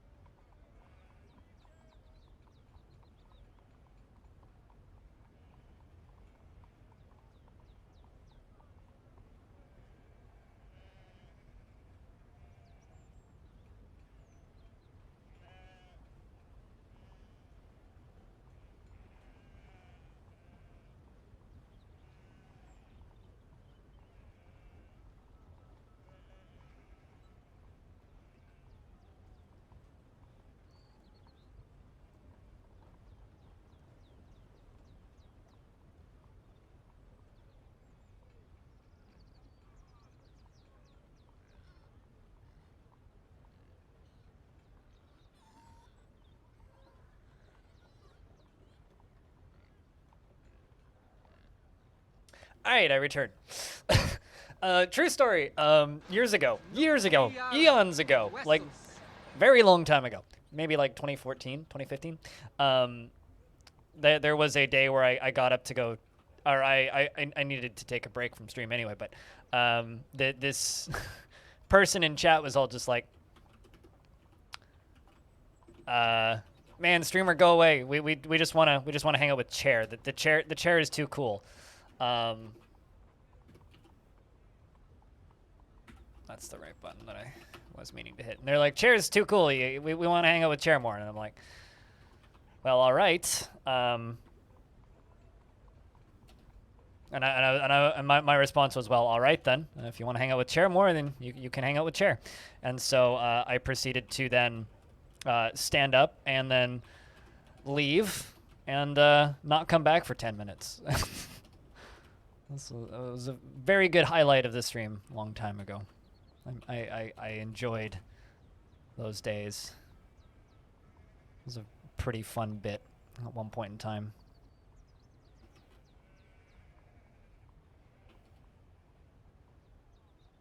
Did I screw this up? I hope I did not.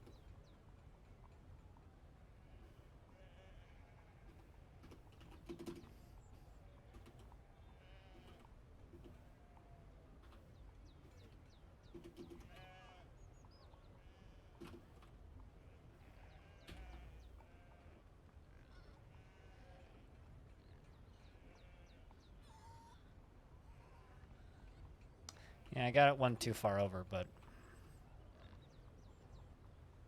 got it done aside from that.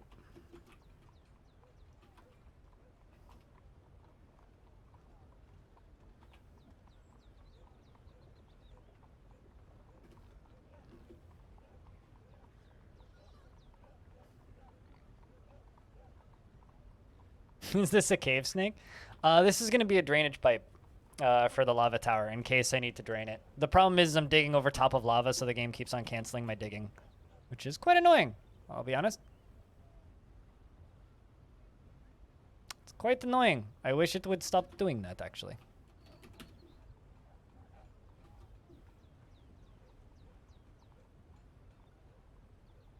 Was I? I did just to fix a thing, yeah. Also, that's not really advanced. It's just recording a macro. I use macros all the time. I just don't do a lot of new constructions, and I usually use them in constructions. So actually having to do patterns, yeah, I'll use macros.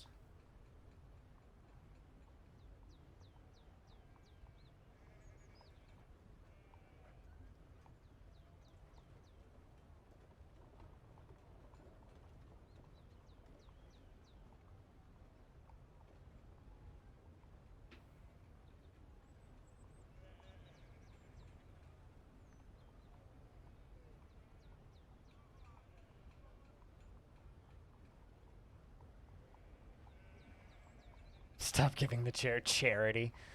The chair don't care? I don't even. That's a stretch even for me. Macros and cheese? Oh, you know it. That, you know it. Those things, dude. Should make a mac and cheese. I haven't had a good mac and cheese in a while. I haven't had a mac and cheese since pre-hospital. So it's been over a year since I've had mac and cheese. Now I want mac and cheese, thanks.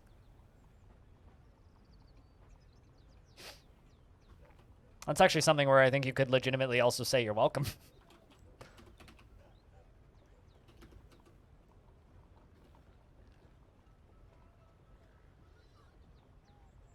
I mean, for some reason when I read that, my brain read the chair does have its arms.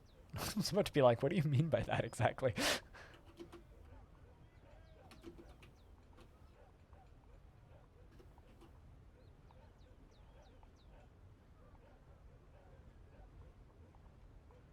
It's such a disarming chair.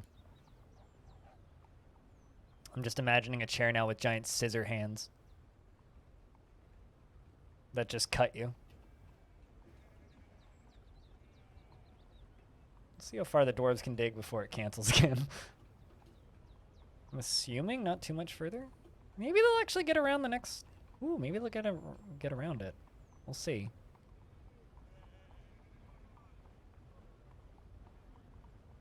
Come on. You guys got this. There we go. All the way to the end. Excellent.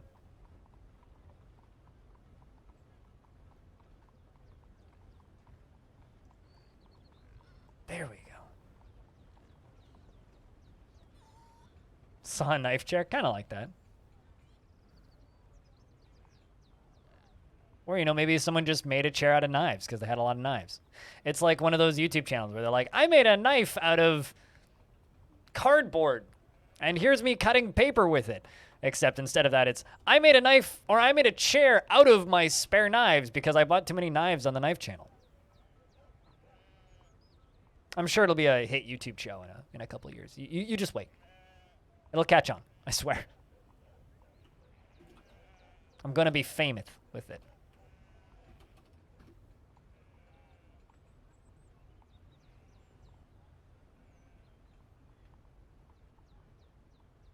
What have you been up to, retired Navy vet? Done anything interesting in the Dwarfs recently? Learned anything fun?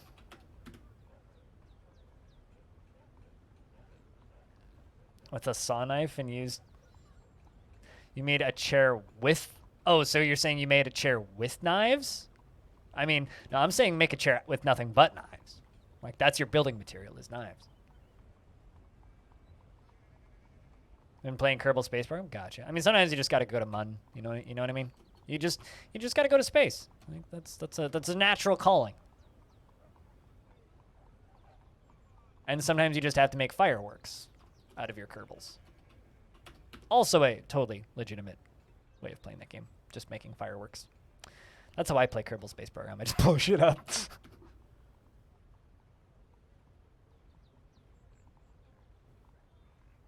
True, yeah, they did have that chair made of knives and Knives Out. The fuck, that was a good movie. I want to rewatch that movie. That was a really good movie. Like, genuinely, that might be the movie that I enjoyed most that I've seen in a very long time.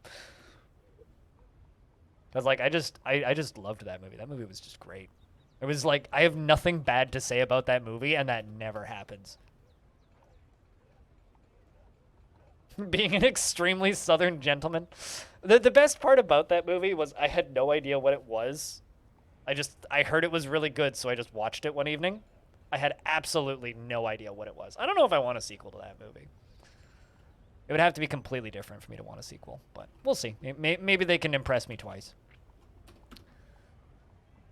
But yeah, no, I just that there was literally nothing I disliked about that movie, which almost, like I said earlier, literally never happens to me. It's very rare that I will have a movie that I like almost everything about it. So, Chad, do you have any movies that you like literally everything about them? You still haven't watched Pig? I need to watch Pig. I need to watch Pig because my, one true God is calling, right? I must obey.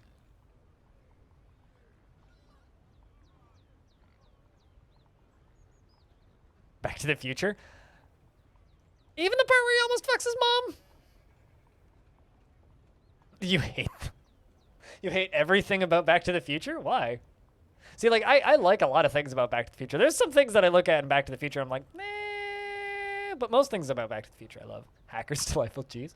You know, I should watch Hackers. I'd probably like that movie a lot, actually.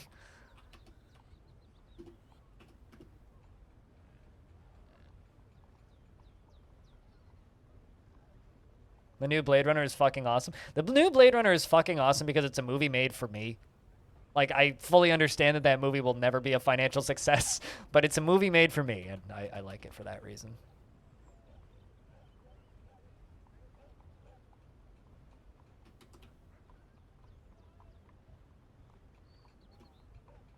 Also, yeah, there's something weird about Daniel Craig being an extremely southern gentleman that is actually kind of strange.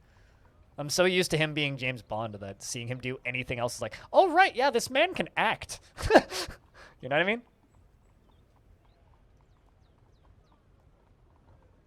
Yeah. Yeah, I guess I could see that. Back to the Future, like, not aging super well. There are elements of Back to the Future that I think I will always love. You know?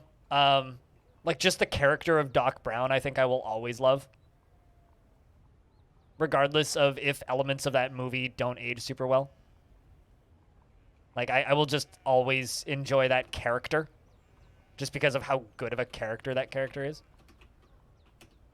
Like, he is the pinnacle of mad science, you know? I enjoy mad science characters, so. 1.21 gigawatts! Like, it's so good.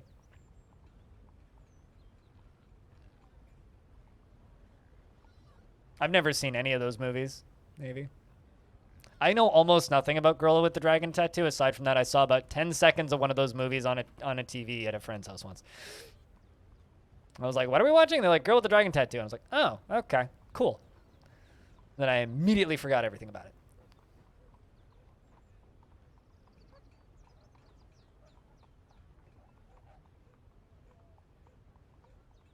Oh, I'm sure. There's lots of fun things that I haven't seen.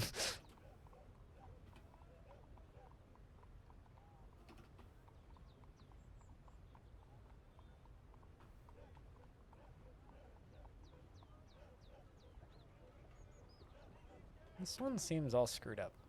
What have I screwed up here? Oh, I see what I've screwed up. Okay. I can fix this.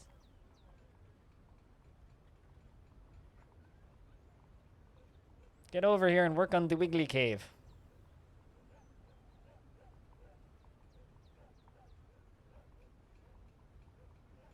Tend to make good characters? Well, I mean, caricatures are easy to follow. So an easy to follow character makes for fun, simple entertainment that doesn't require too much thinking.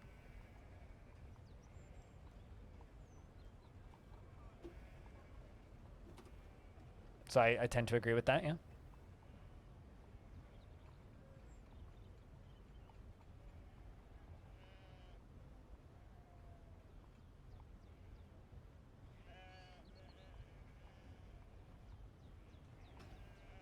Uh-oh.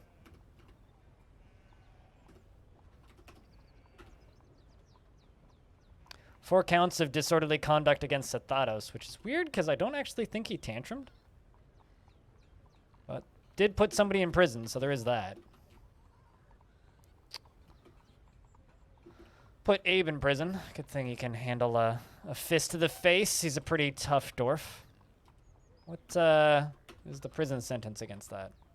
29 days in prison. It's not bad. Hopefully it helps. I don't think Seth has done a prison sentence before, so we'll see if that dwarf survives. Ah, there you are. He is tantruming right now. Ooh! Hit somebody else. And he's dead. Kib the merchant has been found dead. Well, that's another prison sentence, and you went and scared the diplomats. That's not optimal.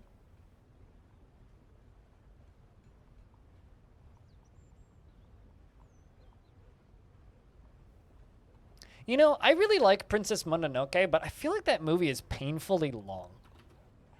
Which isn't generally something that I feel about movies. Let's see if that increases your... Yeah, 85 days in prison. Oof. Which isn't generally something that I say about movies, but I did kind of feel like that movie was a bit longer than I'd want it to be. But I did enjoy that movie. I think my favorite Ghibli movie is probably Howl's Moving Castle. And I know that there's always like strict subs versus dubs complaints. I just love the English cast for that movie. It's so fucking good. It's so fucking good.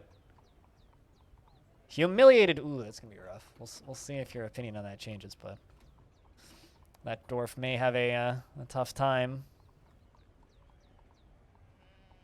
Nausicaa? I have a problem with Nausicaa. And that's, I read the graphic novel first.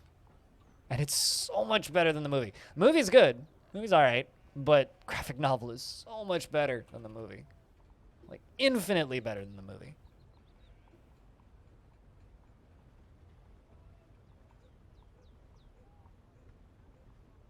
I heard, like, decent things about it. I've never actually watched anything related to Masters of the Universe, though, so I don't actually know if it's any good, but I heard it was okay. The people who I know who would like it seem to like it.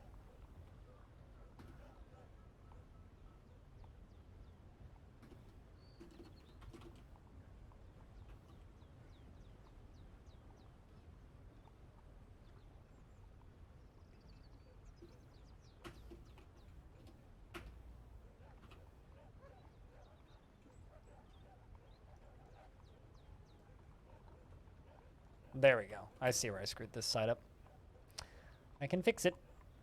It's weird with the new Master of the Universe.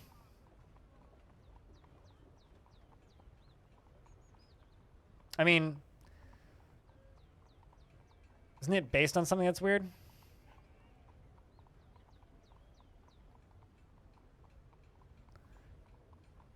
So me making jokes about making pipes, set you off and making a few sketches.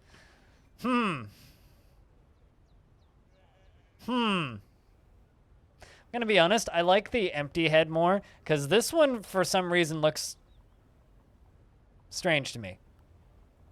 That being said, I do like this a whole lot.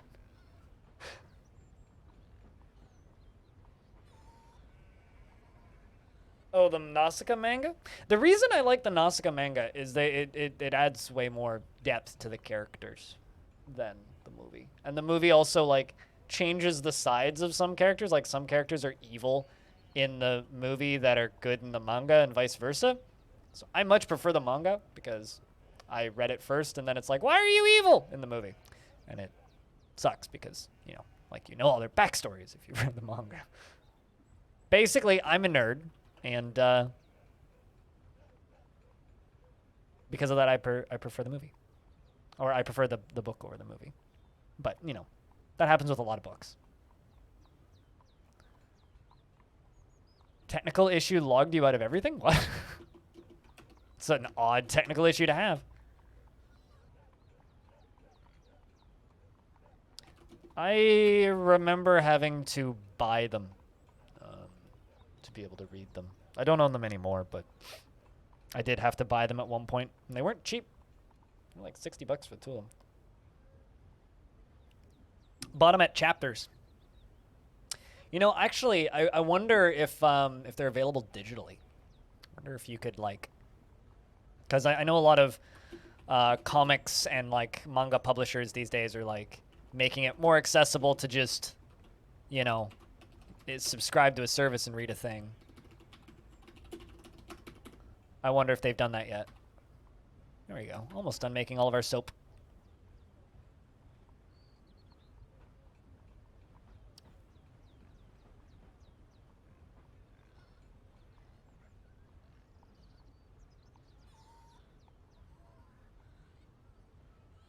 They were at your college's library? Gotcha.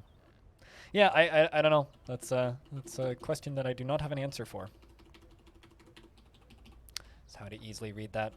Although it's not my favorite graphic novel of all time. My favorite graphic novel of all time is most definitely Moss. But that is not for the faint of heart. Moss is hard to read. It's brilliant, but it's hard to read.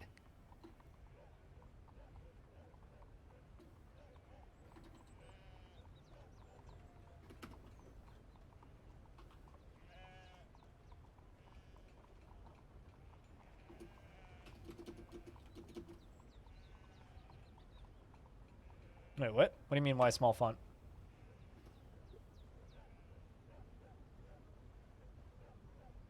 Promethea? Can't say I've read it.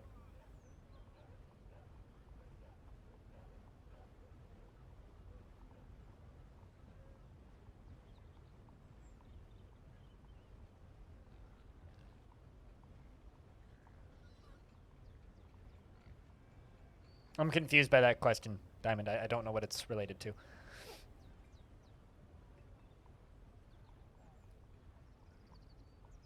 I do not know what it's related to.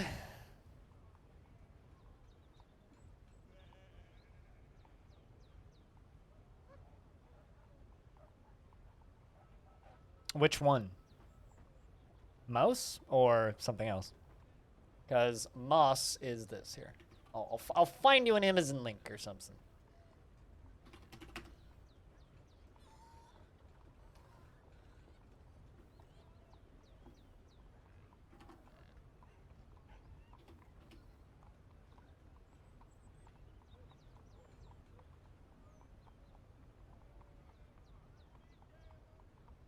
That's it. It's also a very cheap book. Paperback is only like $15. Statos is throwing another tantrum. Man, this dwarf, eh? This dwarf. This dwarf. No, M-A-U-S. Moss is in Moss in German. Mouse in German.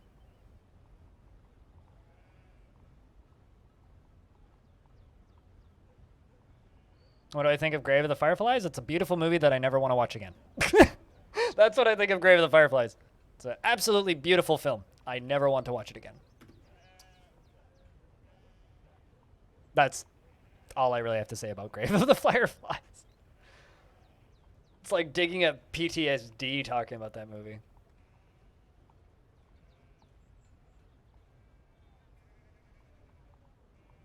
I don't know. Have you ever tried? Pause? The problem, okay, I do have a problem with Requiem for a Dream, though. As much as I agree that that is a movie that is amazing and beautiful that I never want to watch again, the problem that I have with Requiem for a Dream is that that theme song, the dun dun da da da dun da da da dun da da da da da da that music is practically the YouTube national anthem. So to me, it's like really fucking funny whenever I hear that music because of how much that music has been memed. So I have a really hard time actually taking Requiem for a Dream seriously, even though I agree it is a horrendously disturbing movie. It's like an absurdly disturbing movie. But also, I can't take it seriously because of the music. Because the internet ruined it for me. Like, you might as well have had nothing but Rick Roll as the soundtrack. It's like that same era of internet stupid. You know. Whenever somebody needed generic dramatic music, everybody just ripped the soundtrack from that film. You rented it as a children's movie? Oh God, honestly, Grave of the Fireflies is a very good example of just because cartoon does not automatically equal children's movie. You know what I mean? Because you will scar your children for life if you give them that movie. I know people automatically like point at like Happy Tree Friends for things that are definitely not kids' cartoons, but it's just a testament to how great the score from that movie was. It was so great it became the Kleenex of like generic dramatic movie soundtrack, you know? Autumn has come, and thus it is paperwork season. Heads up, Stone. Looks like they've brought us some musical instruments. Yay! For vaccinating. Good for you. Hope the side effects are minimal.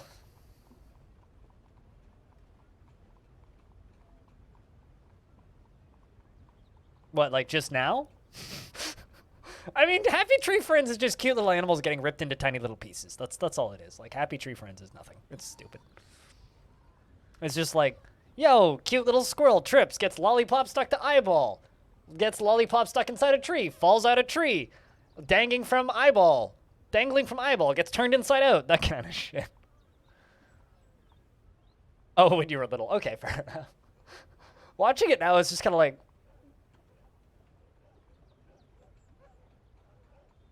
I mean, even when I was little, that was basically my reaction to Happy Tree Friends. Like, why? It wasn't particularly disturbing, it was just, huh?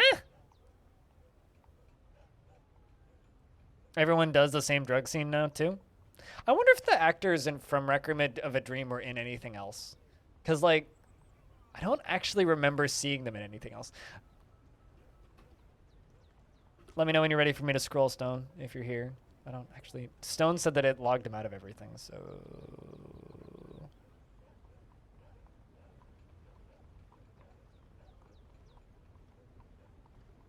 What, the music from Requiem for a Dream? Really? You made it back? Huzzah! Was that her name? Young Jennifer Connelly. Jared Leto's in it? I need to like look up the cast for that movie again. Hold on. Requiem for... That's year 2000. I should rewatch that movie.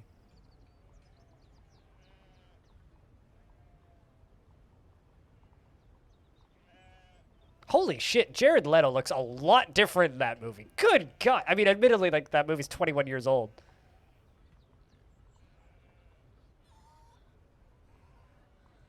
Damn. I had no idea that was Jared Leto. Oh, okay. Like, I'm literally looking at screenshots from Requiem for a Dream now and going, that's Jared fucking Leto? Really? Really? Christ.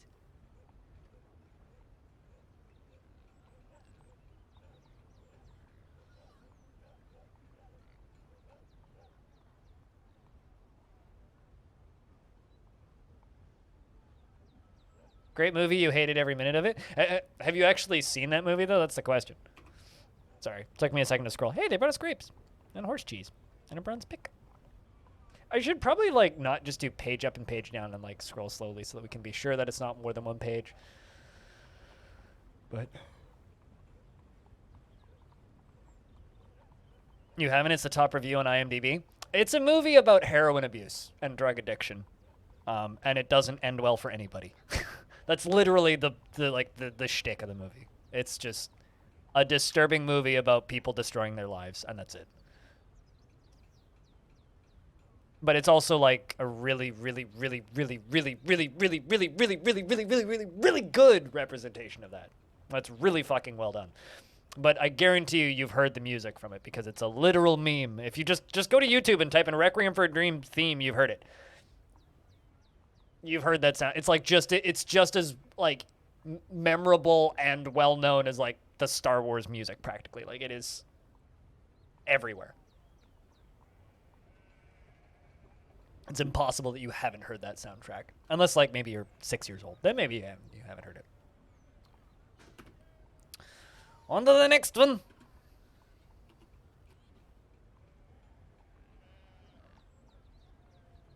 Oh, back to slow peoples, eh? Oh, she is weak. Well, that's why. Them gems be heavy, me think. Requiem for a Tower? That's just the theme song from the movie. It doesn't even matter what it's called. Was there a human over in there? The human guard walked all the way in. You know, the human guard walked all the way up to here, walked down to here, back up to here, and then back down and around. Do you think that the human guard was admiring the statue? Or the brass statue of, where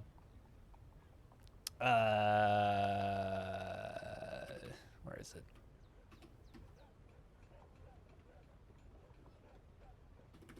This creature. The Etten. Renowned luxuries. I wonder.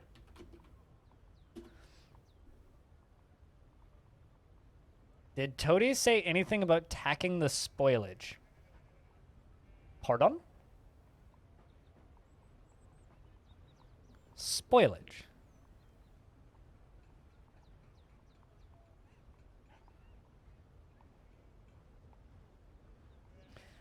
The name of the song is Lux Eternia, but it was covered as epic trailer music. Huh. Interesting that song became epic trailer music. But what spillage are we talking about? Spoilage, not spillage. Like food spoiling. Why would he say something about that? Is food not spoiling when it should? I have no idea. I mean, maybe go look through the future of the fortress. I certainly haven't seen him say anything about that. Is food not spoiling? Because my food certainly fucking spoils, and it's annoying as shit.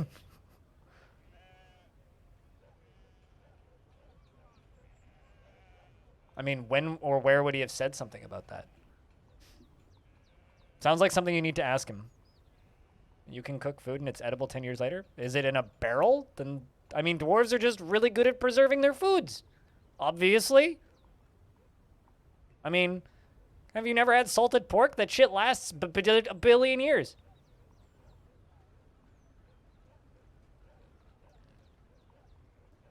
Never had a stick of pepperoni? Also does. I have a feeling that's what most dwarven food is like. Everything dwarves make are very heavily preserved. I really want this human to fall off of the stairway because, Jesus Christ, you're walking so goddamn slowly. Pick it up. Come on.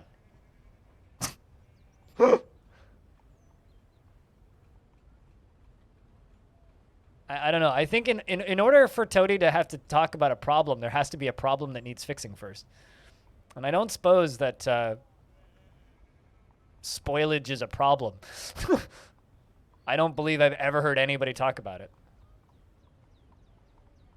I mean, like, just go to YouTube and watch all those videos of Ashens eating food from like 30 years ago. There's lots of them.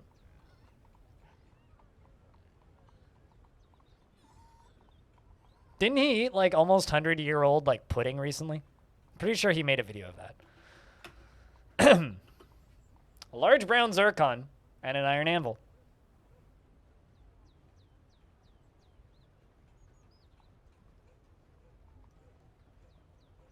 She is Snail, yes. She was indeed Snail.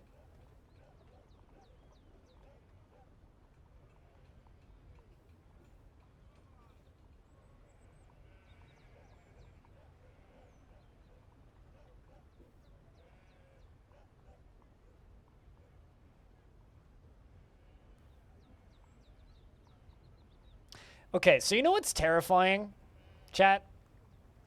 Twitch just sent me an email about September because Twitch is doing 20% off brand new subscriptions and I think 20% off of gift subscriptions, question mark, for all of September, right? Sponsored by Grubhub. Vomits. Apparently this is their 5th one. Holy fuck. I feel like they've only been doing this for like 2 years. And I remember every single one of those Septembers, and they're like, yeah, it's the 5th one. I'm like, I've been doing this too long. 5 years. The first one they did, it was just a flat 50% off for everybody who was already subscribed to. Splattering of wine. Someone spilled their wine.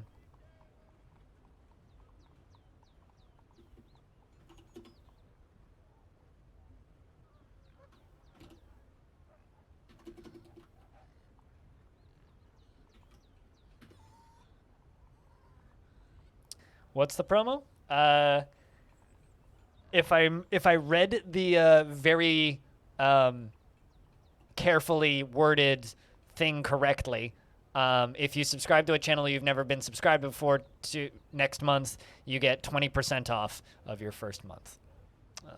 And I think if you gift a sub to somebody who is not currently subscribed and hasn't been subscribed before, then it's 20% off of it. Unless it's just gifting subs as 20% off. I'm not entirely sure how that's going to work.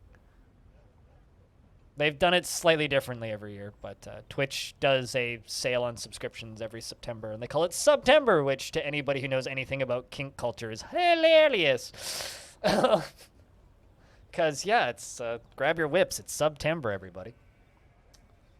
Grab your whips and ball gags. Also, the dwarves are here to trade. Yeah, Domtober, actually. Yeah, absolutely. There you go. September, Domtober. So like, it's always a lot of kink jokes that get made during September because it's September. Come on, how do you not make gimp suit jokes? It's just right there. It's too easy. And yes, it's funny. Don't at me.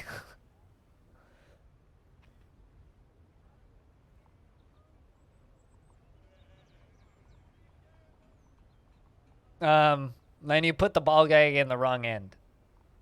Pause.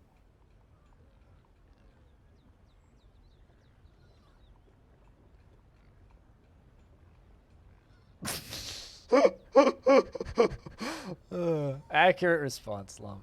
Accurate. You said it, not me, Oz. Actually, that's not true. I responded. But you still said it.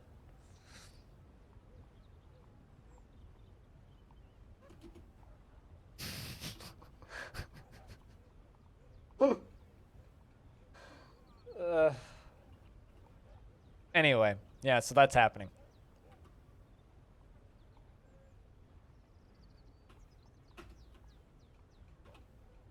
That is happening.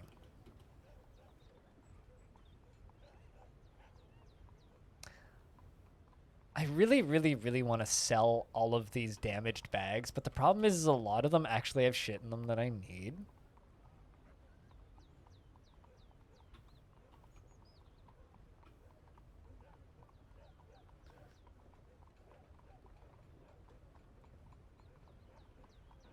You know, it's just a bunch of raspberry seeds. I'll get more raspberry seeds.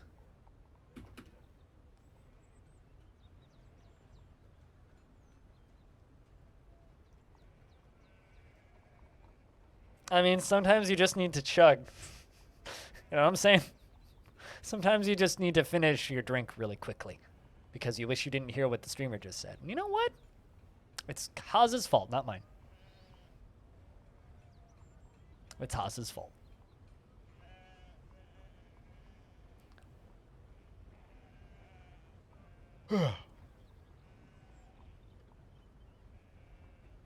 It's okay though, Haz. That's why we love you. It's because you say what people are thinking and too afraid to say.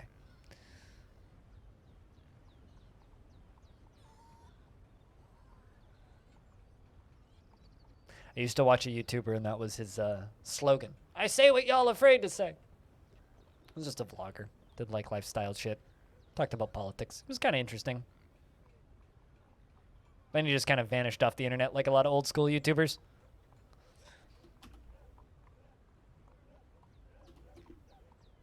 Chat, do you ever just like, I mean, I'm all for you having whatever you're into, Haz, but I'm not into physical contact, so I will stay very far away from you because, believe it or not, we're still in a pandemic, so social distancing and all, you know. But anyway, all that silliness aside, do you ever just like think back on a random YouTuber from ages ago or a random internet person that you used to talk to and go like, fuck, whatever happened to them? Because I wonder about some of the old YouTube channels I used to watch. Kavish says, I am your liaison from the Mountain Homes. Let's discuss your situation. There's much to share. We've updated your maps. What requests do you have of our merchants? I would like to buy Rose Gold, Black Bronze, that. Yeah, that's about it. Do you remember when that started? It's never finished. It's not finished yet. Kavish says, Clay, I look forward to our meeting next year. Our fortunes rise and fall together. We need to do that to some American politicians, Stone.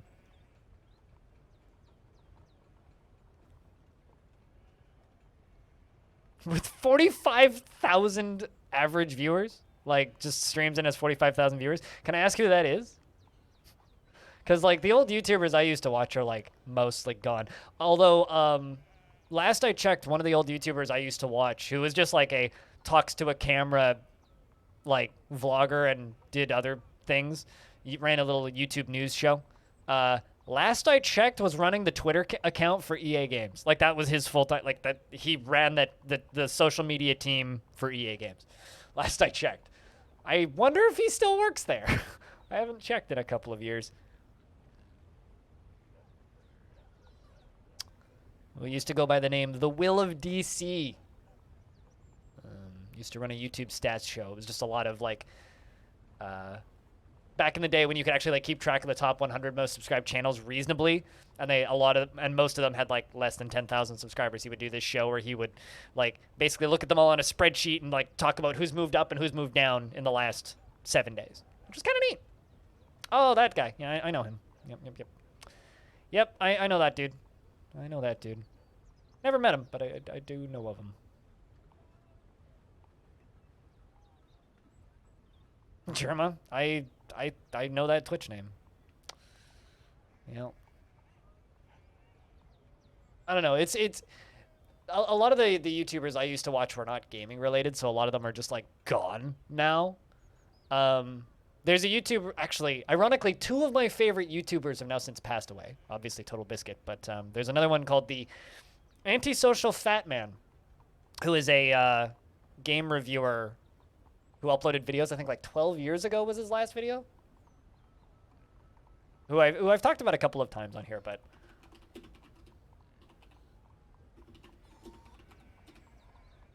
was one of the first gaming YouTubers I got into.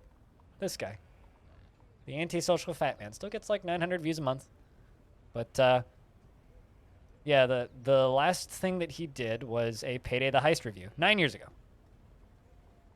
9 years ago. And then a memorial. But what's wild is if you go to this memorial and look at it, there's comments from like Review Tech USA, rest in peace this asshole. Like if you just look at some of these comments, it's actually kind of crazy a lot of the people that used to watch this guy.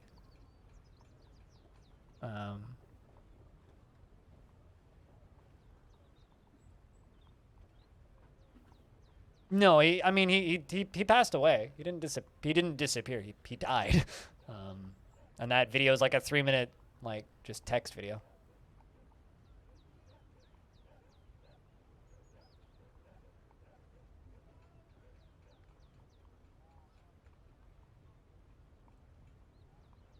I'm trying to think of other old YouTubers that like I wonder where they're at now.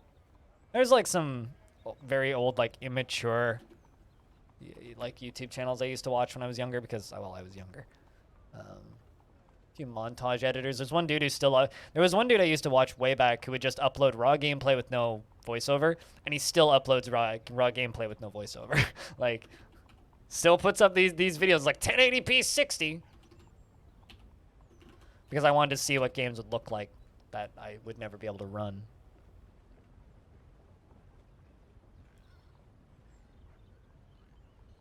That was cool. Yeah.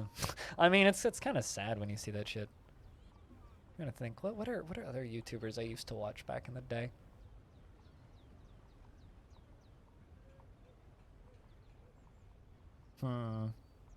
Trying to think what the name of this dude was.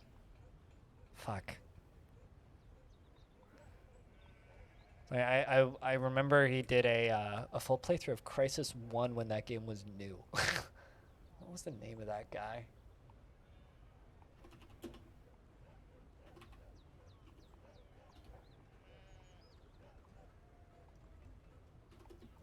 I think I remember it. Hold on. Oh, damn, I found him. And yeah, he's still doing stuff. This guy. I used to watch a shit ton of this guy. Years ago. Years ago. Yeah. Uploaded videos 12 years ago. I remember watching this playthrough. This BioShock playthrough and this Crisis playthrough. Yeah, this Fear play. I remember watching all of these back in the day. All of these videos. Holy crap.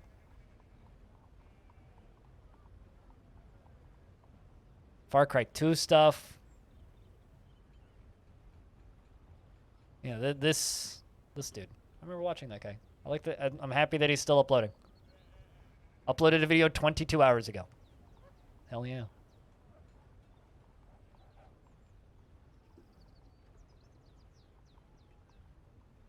And he's got 537 patrons. Probably still doing it full time. Hell yeah. That makes me really happy, actually. You didn't really get into following specific creators on YouTube until you got out of college, and luckily you're not able to go to, what happened to this YouTuber I liked in middle school? Yeah, well.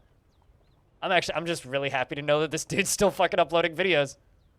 The neat thing about this guy, though, Major Slack, I don't know if he still does this, but at least back in the day, he would play through the entire game and then play through it a second time recording it.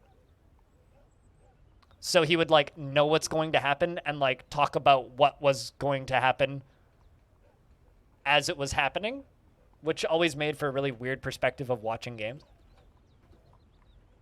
So instead of, like, doing Let's Plays, he actually does walkthroughs. I'm assuming he still does that, but that was always the way he did things. Let's see how Sathatos is doing in prison. Even worse. Well, rip Sathatos, I guess. I mean, you did kill a dwarf, so. The funniest one for me, though, was kind of recently falling down the rabbit hole of bullshit surrounding Shane Dawson, because I never really got into his stuff. I always thought he was just kind of annoying, but I had some friends who were kind of obsessed with that weirdos videos, and I fell down the rabbit hole kind of recently of the fuck was up with him. That's a deep rabbit hole. If you ever want to like fall down a rabbit hole of a crazy person who somehow managed to stay famous while putting out incredibly racist humor and also like being one of the creepiest people I've ever seen on camera, like, it's actually kind of incredible that he lasted as long as he did and is as wealthy as he is through, you know, being a utter psychopath. All right, let's give the dwarves a little bit more of a break. I'm thinking, what time of year is it? We're in mid-autumn. Have we traded yet? No, we haven't. Let's do that. Trade for the last of the wood that they brought.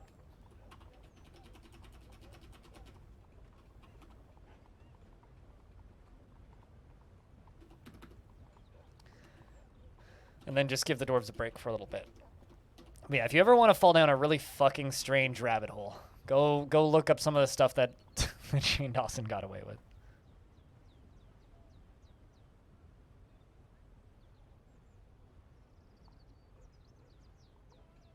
She still does that apparently. You know, honestly, you gotta make a living. You know, people gotta hustle. You know, even like the people who just make the stuff that I hate, it's like, you know, they're hustling. Like one YouTuber that I stumbled into recently that I talked about this like a couple of days ago, but there's a dude on YouTube called Peter Chow, and I don't even want to like stream his stuff these days because it's like you used to just be the Chinese guy on YouTube, and he's from my. He's from my city. He's a Vancouverite, but like used to make like these little sketch comedy videos, and now he just does like stock videos and crypto videos, and it's always just like Why? Why are you like trying to do that anyway? It just perplexes me. But you know, he still exists apparently.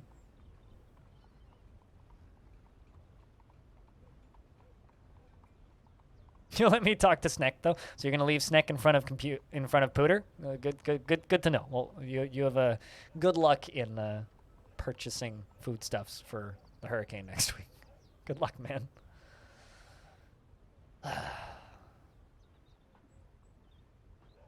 What happened? You're in a different room? Oh, I'm just talking about YouTubers I watched 10, 15 years ago. 10, 12 years ago, actually. 12 years ago, in the case of some of these. That's all. Just talking about YouTubes. The YouTubes.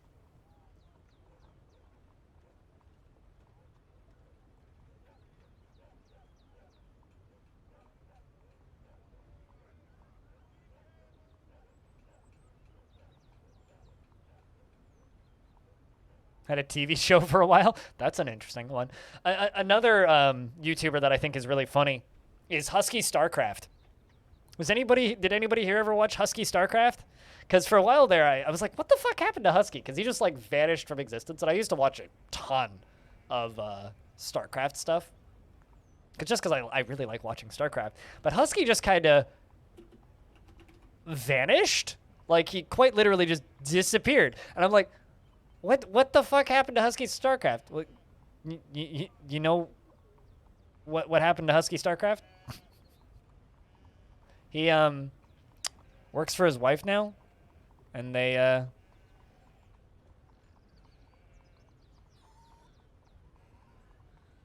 make cooking videos. Like he's like Husky Starcraft's Husky Starcraft like it's just films for her stuff.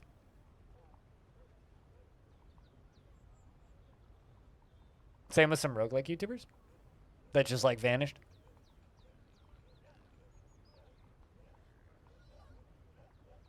But yeah, falling down the Husky Starcraft rabbit hole, like what the fuck happened to Husky Starcraft is kind of funny. It's like, oh, he's like just extremely successful on his wife's cooking channel now.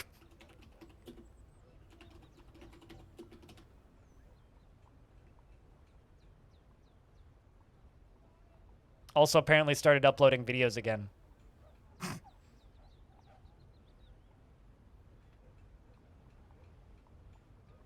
Around the start of the pandemic. Funny about that. Fancy that.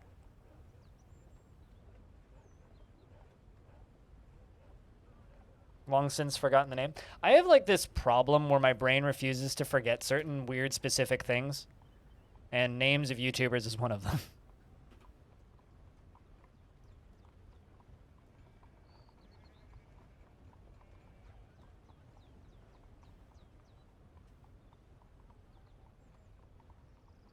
I know there's a few Dwarf Fortress YouTubers that a lot of people are like, man, I watch you because these guys disappeared. I'm like, well, you know.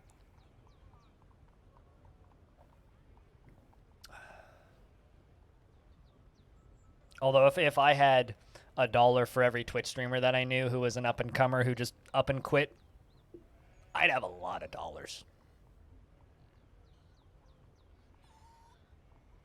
Oh, no. So, Ganach, the royal treasurer, is overwhelmed by horror because they witnessed Sathatos II kill a dwarf in front of them. That human is just sitting there overwhelmed by horror. I hope that they're okay. I really hope we don't end up with another tantruming human in the fort situation.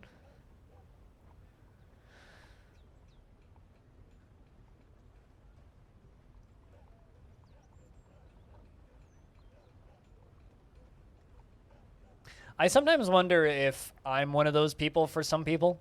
You know, just that guy that they used to watch.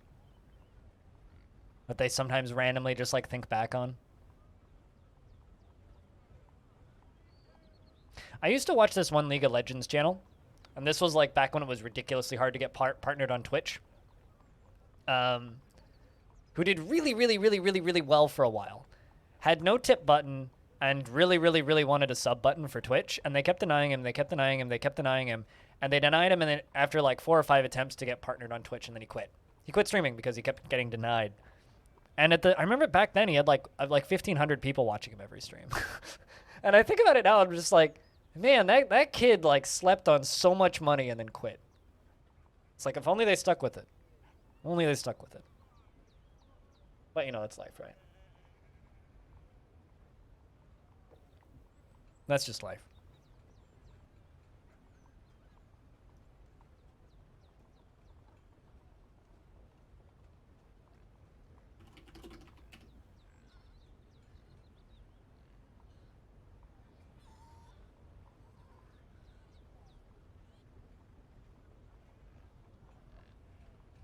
I mean, honestly, it's part of the reason why at least when it comes to Twitch streamers disappearing, it's part of the reason I don't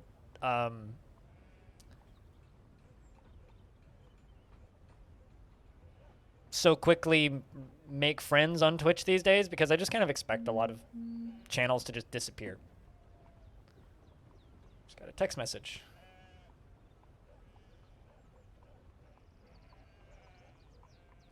Member, add an. That's misspelling of eligible. Member, add an eligible plan to your old phone and get $5 month off. $5 month off. Okay. Your bill 24 months.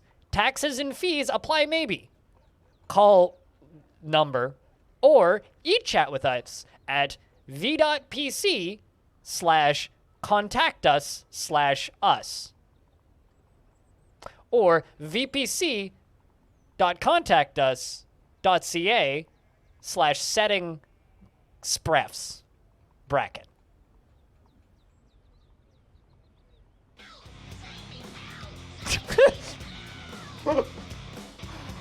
Ugh. Longdeath. False advertising. 137 days with no death. Boo. I'll have you know a dwarf died today. Thank you very much for the 3rd month gun. Thank you very much for keeping that subscription alive. Cheers. Welcome back. And I have been streaming this Fortress for a whole year. I don't know what you're talking about. Also, boo, I'm scared indeed.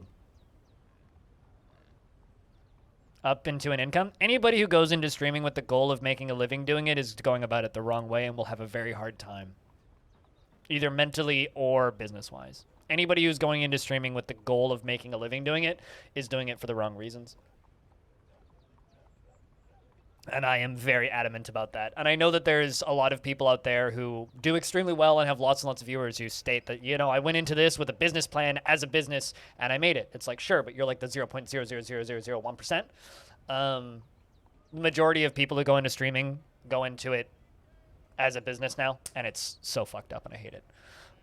I went into streaming as a hobby, and it was my hobby for 2.5 years. And then it was a part-time job. And then it was a part-time job for another 2.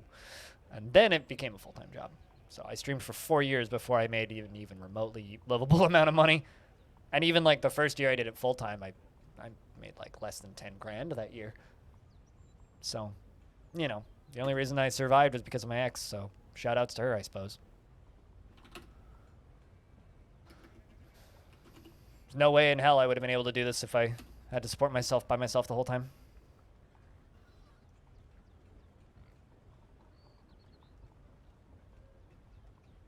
Haven't read their Plato, and that's just a sin?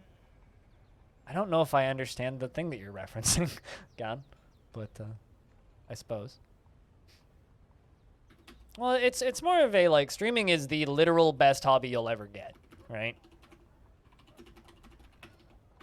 It's literally the best hobby in existence, and you can't change my mind on that.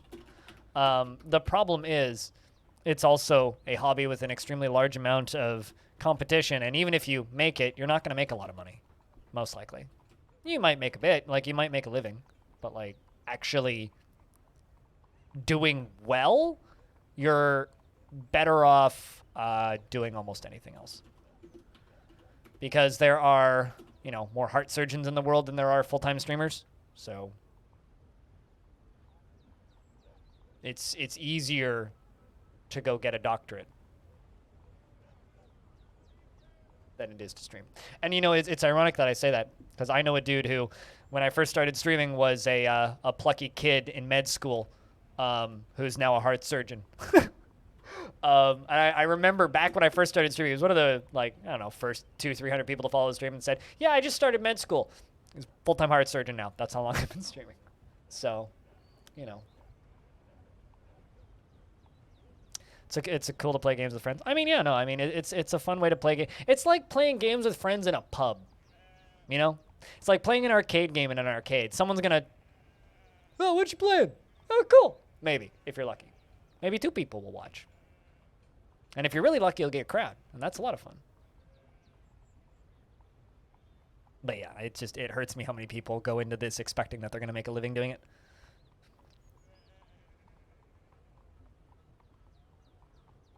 But, you know, as long as you don't burn out and you enjoy doing it, making any amount of money doing something is not a negative in my opinion. So the problem is people go in expecting that they'll do very well and then they burn out, and that sucks.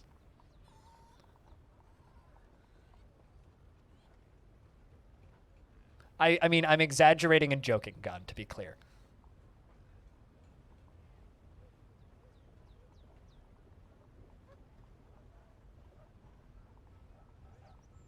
I'm literally joking when I say that getting a doctorate is easier than streaming, because that is factually incorrect.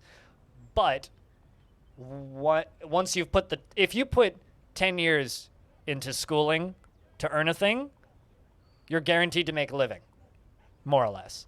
If you put 10 years into streaming, you might come out the other end with 6 people watching. So I don't know. That's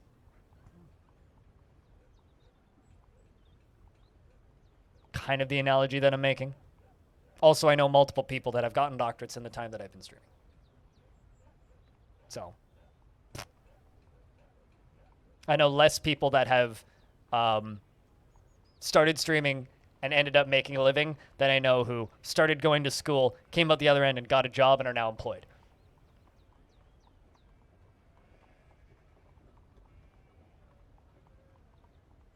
The only people who watch you are people that you already know, unless it's something specific. Yeah, that was me for the first year. I have nice friends. I don't have many friends. It's actually kind of sad. In real life, in person, I know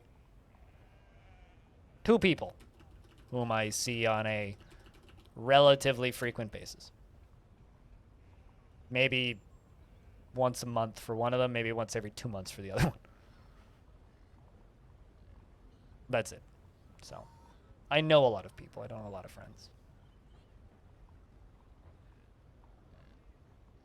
Takes a lot of energy to stream. Takes a lot of energy to stream, and the actual, like, you have to enjoy doing it, otherwise you're screwed when it comes to streaming. But I could also argue, Gon, streaming almost killed me. For 4 years, I was working full-time while streaming with a 2-hour commute each way. Streaming probably almost killed me. And then I worked 30 hours a week and streamed 30 hours a week. Then I worked 20 hours a week and streamed 40 hours a week. Then I worked 10 hours a week and streamed 60 hours a week. And it took me like roughly 8 years. Well, not that much, but roughly 6.5 years of that to get anywhere reasonable. So that argument, I guess, works both ways. I need 4. Ultimate. I need 4.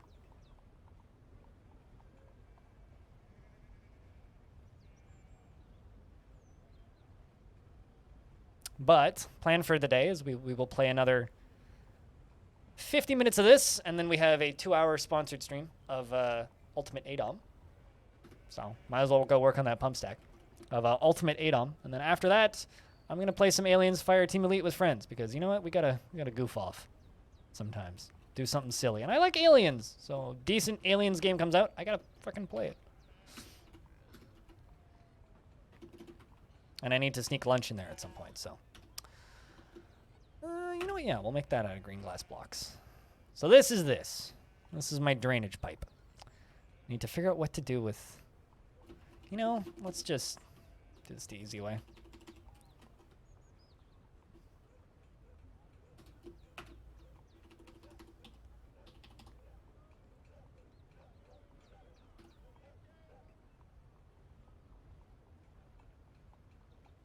I live in Canada, so thus I don't have to pay hospital bills. But that's not totally true. I know you don't need proof. JK.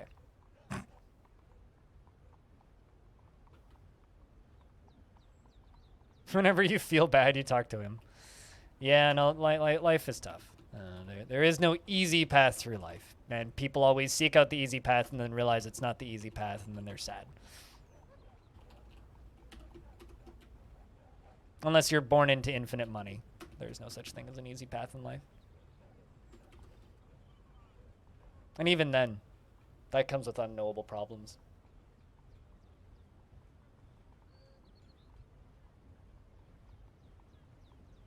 Let's see. The number of times I ended up in hospital when I was working nights wasn't because of like my body breaking down. It was because I got stabbed once. I got stabbed with a needle once. I got hit in the head once. I got a really bad burn once. I think that was the only times I ended up. Oh, I got hit by a car once, but that was unrelated. That wasn't related to work. That was me leaving. So yeah, all of the times I ended up in hospital when I was working was because of injuries acquired from customers. Fun job.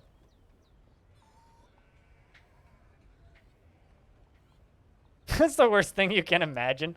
I mean, not all kids that are born into money are as moronic as Trump's children. I think that's just like stupidity breeds more stupidity, but you know. What the heck was my job? I worked night shift at McDonald's. That's what the heck was my job next. I worked night shift at McDonald's for 8.5 years.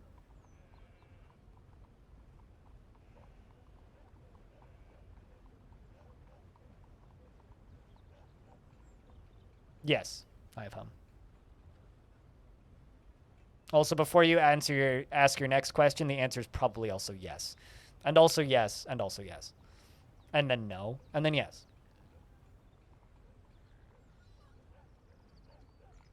Mm-hmm. Yep, someone attacked me with a needle. Because I asked them to go to the safe injection site instead of my bathroom.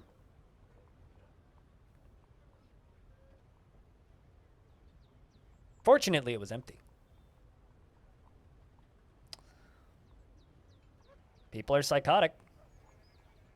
Yeah, fast food is a scary profession. Yep, that's why I've seen 3 people die in front of me while working that job. Well, not directly in front of me, but like in the general vicinity of me. Once went right in front of me, actually. Yeah, it's a fun job.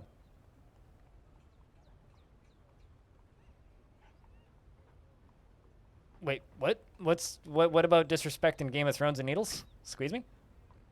Is there a joke in there? McDonald's is a PvP enabled zone. Yeah, if we're living in a simulation, that is definitely the PvP zone. Then the arena would be hockey or MMA or boxing. That's where it's been. Some of column A and some of column B, but yes.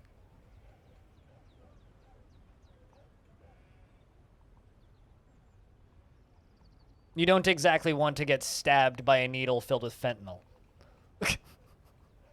You don't exactly want that. I would be pretty concerned about what's in the needle and not particularly concerned about where it had been if it was full of fentanyl.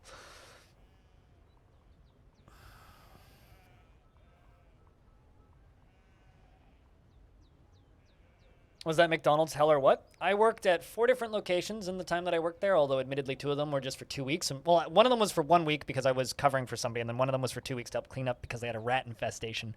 I worked night shift on the cleaning team, so I worked maintenance, so I cleaned the grills, I cleaned the oil vats, I cleaned the floors, I cleaned blood off the ceiling, I cleaned literally everything that existed. Was that McDonald's hell? No, it wasn't. The one I worked at the longest period of time wasn't a particularly bad location. It was just working night shift, and if you work night shift every day, 5 days a week, for years, you see shit. If a surface exists, I've cleaned blood off of it. Floors, tables, chairs, walls, toilets, not people, myself. Let's see, I cleaned vomit. If it comes out of a person, I've cleaned it off a wall, probably.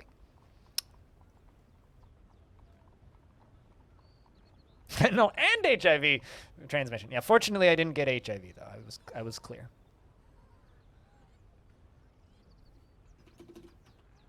I am people. Yes, I've cleaned blood off of a me. It's a Mario. Insults? I don't believe I've cleaned blood off of insults.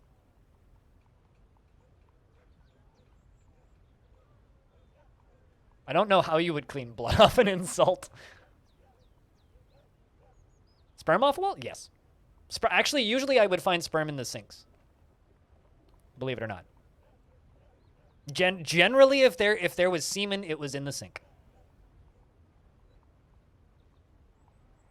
They come from people. Okay, if it's a liquid or a bodily fluid that comes out of a person, I've cleaned it up.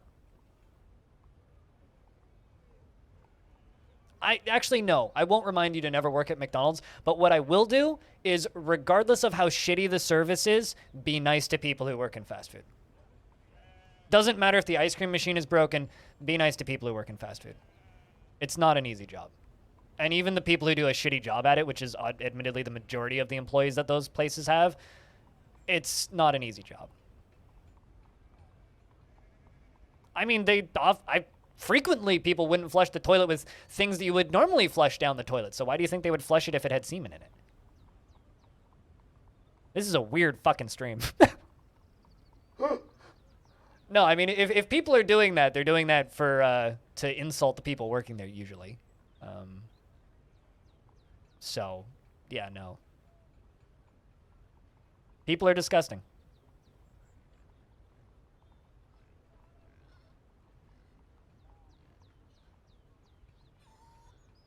Ironically, like, what was funny is the location that I worked at was, like, kind of known for being, like, one of the quiet, like, not so bad ones.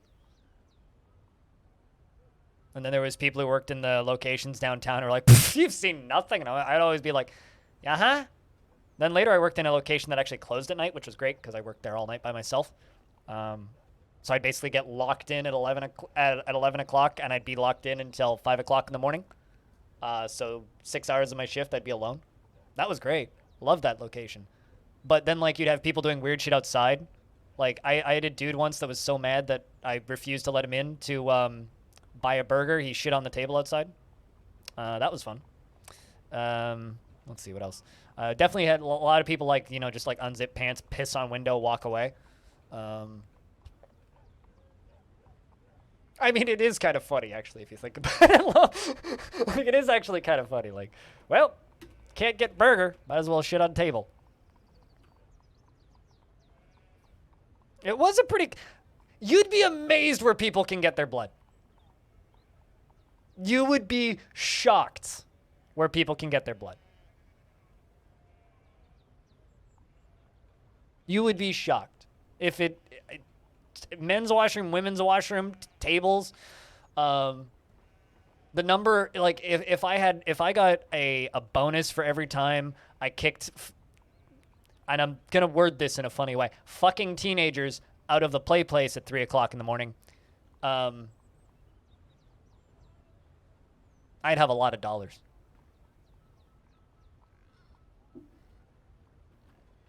Fucking teenagers.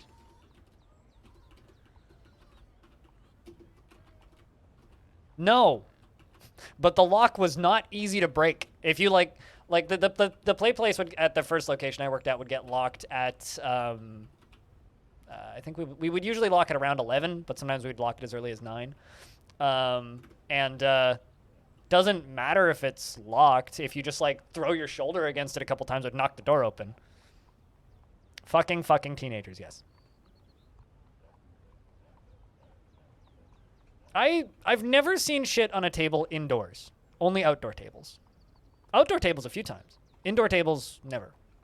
Condoms on indoor tables, yes. Shit, though, no. Or, you know, like, people that would just, like, ask for a bunch of extra sauce and then, like, open up all of the sauce packets and just pour it on the table and then dunk their nuggets in the sauce packets on the table. I've seen people do that. That's always fun. Trying to think of other awful things people used to do. Anybody who's worked in the food industry knows what I'm talking about, though, Kodiak. That shocks you? Why does that shock you? Drunk people do really fucking stupid shit. Why are people like that?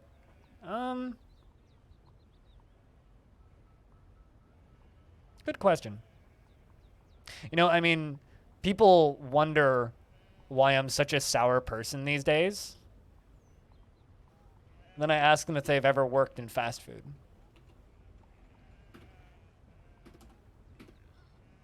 Taught me to really dislike people.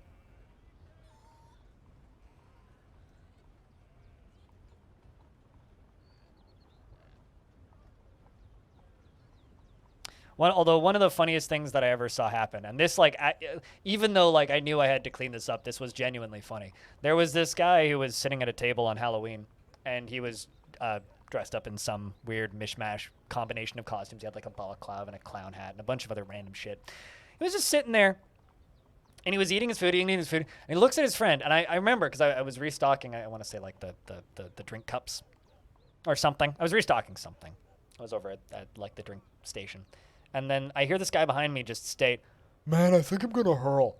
And the guy goes, "Go to the bathroom." He goes, "Okay." And he stands up and starts walking, like, towards the bathroom, away from the door, right? So he's walked halfway across the location. The door is here. There's an exit door over here. So there's two doors, right? There's the one on kind of the back of the building and the one on the side of the building. And he starts walking to the restroom, which is in the opposite direction of both of the doors. Starts puking right in front of the restroom. And instead of going into the restroom, starts running towards the door and is just puking the entirety of the distance. And he's just like, every couple seconds, just vomiting, vomit. And he's just like, just runs out the door. Instead of, like, going into the washroom and puking in the toilet like, you know, a human would. He just kept puking. And to this day, it's still just, like, one of the funniest fucking visuals I've ever seen, because it is genuinely one of the dumbest things I've ever seen in my entire life. It's genuinely one of the stupidest things I've ever seen a human being do in my entire goddamn life. And it is too fucking stupid for me to not laugh at it. Because, like, even just remembering that visual of this dude just puking for feet, meters, like, he's just running, just puking. It's just, I didn't know you could puke that much. I remember just, like, laughing my ass off at this, and then my manager walking out and going, "Greg, you know you're cleaning that, right?" And I'm like, "Yeah, I know. Yeah, I know. $14 an hour, right?"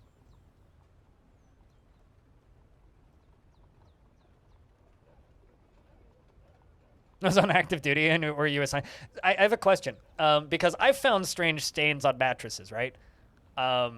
When, like, staying at cheap motels, because I am a budget streamer who can't afford the nice hotels at conventions.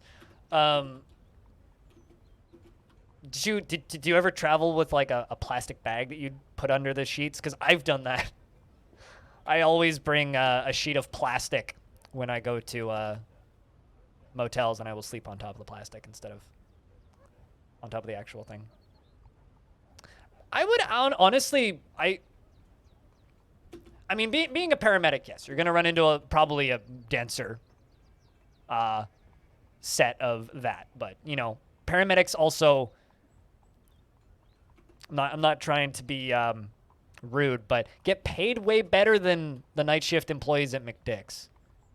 Like, you're kind of, if you're working as a paramedic, you are paid it's just like one of the guys that I worked with at that job ended up quitting McDonald's and going into full-time crime scene cleanup, and that's what he does to this day, as far as I know. He works in crime scene cleanup.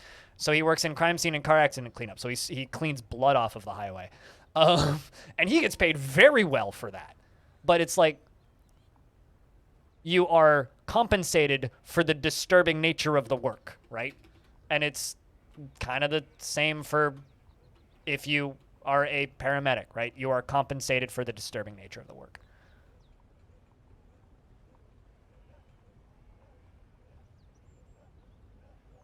Your mattress had a removable bag. You had to keep them fresh and somewhat stain resistant. Okay, I mean, at least they came with a bag, you know.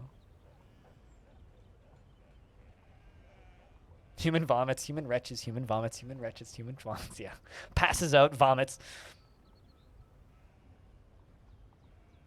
Yeah, I'm assuming like in those lines of work you get paid, right? You know, like generally disturbing work pays I was gonna say disturbing amounts of money, adequate amounts of money for the work. So Thaddeus the second is tantruming once again. This dwarf just has traits that I don't know how to cure. Of course food industry workers don't get paid enough. Of course they fucking don't. The only people that do in the food industry are the owners.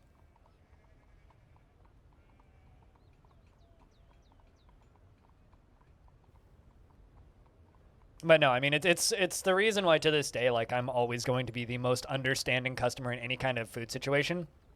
Ooh, and you killed a second dwarf. And this time you got away with it.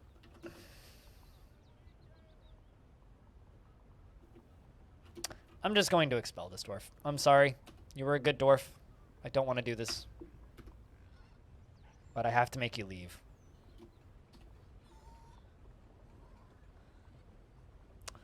Because you are a liability.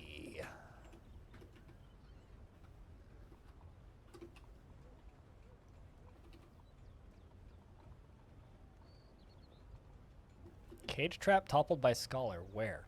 Oh, up there.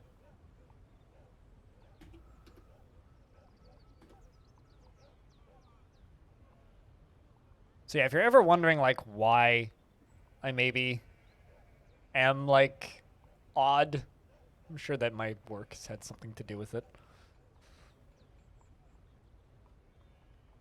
I guess it depends on the restaurant. I mean, I was kind of generalizing with that statement, but yes. Food industry is kind of a thankless job, I would say. How's the fort? I mean, it's 1 year old. So that's how I would say fort's going currently. We finished the glass tube, which go all the way down to here.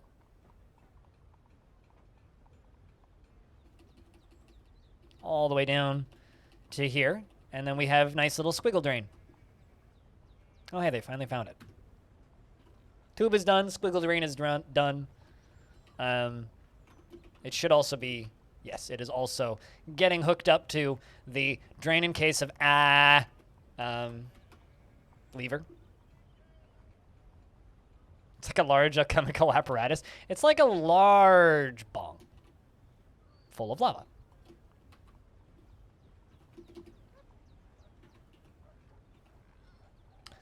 It's going to pump from the west.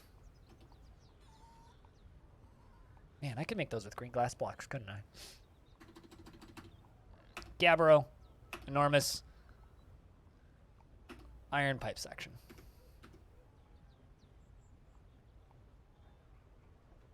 And that's it.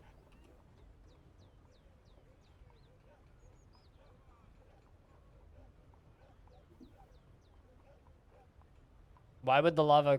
Well, I mean, it's like... You know how water can evaporate? If it gets shallow enough, that's when the lava cools down, is it has to get that shallow. Go to sleep, Basta. Go get some sleep. Sleep well.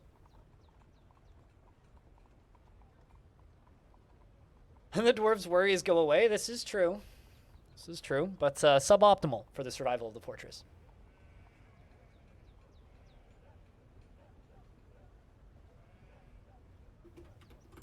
Then I'm actually going to need to, like, check a diagram of how these things work again.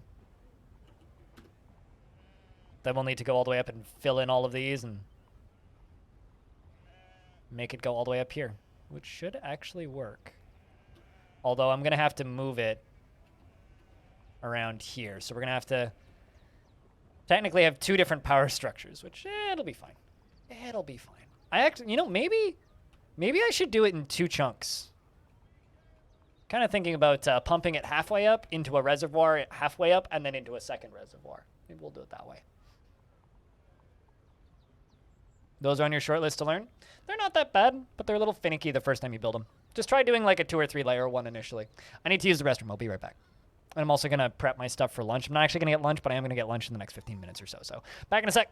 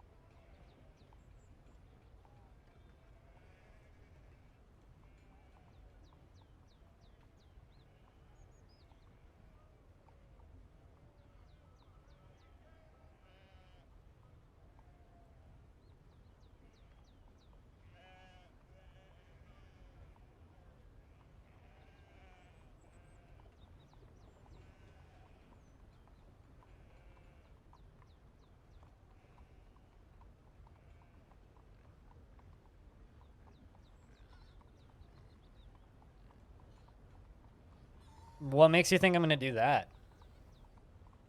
That's not a question. That's a statement. Diamond, no, I'm not going to let the clowns run through the lamp. Because they would break out of the top. Doesn't fluid dynamics kill the FPS? The process of pumping will indeed kill the FPS. Once it's done pumping, though, it'll be fine. Also, lava, not really. Water, kind of, when it's spraying. Mist causes frame rate problems sometimes, but lava, not so much. Lava's actually pretty good about frame rate, so really hope I didn't accidentally connect it to the wrong one.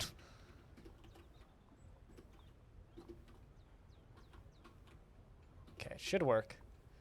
Let's see if this fills up, and if it does, then I can fill up the top.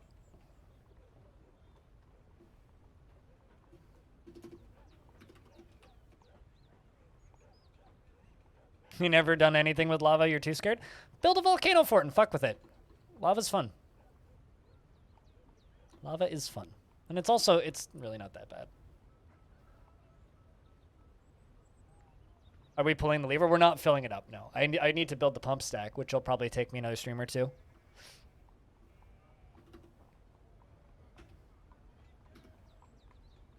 Because I only have one pump in the pump stack, which is just right there.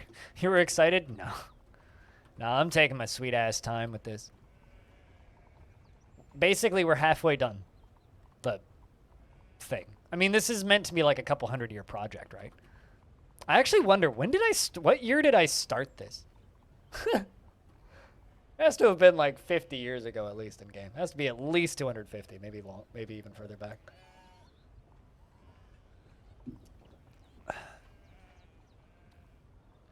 I mean, if I power gamed it, I could probably have it done pretty quick.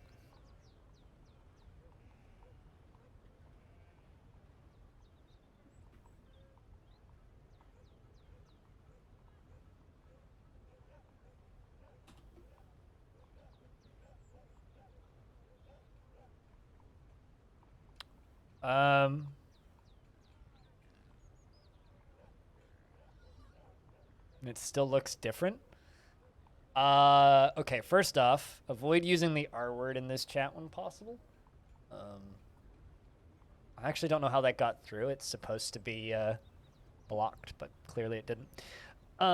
That being said, it's too long for DF. I mean, I could just copy-paste the whole thing, but just instead of asking me for assistance, just do what I said and watch the... Krug Smash is your first fortress. He'll just explain to you how to set it up. If you set it up yourself, then you'll know what you're doing, and then you can do it again. So it's best to just learn. Then do it with a fresh install.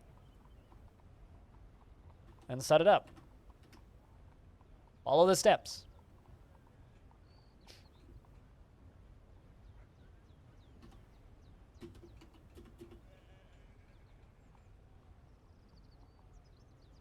Imagine spending a third of your life on a project and not knowing why. Isn't that just like the Great Pyramids, though?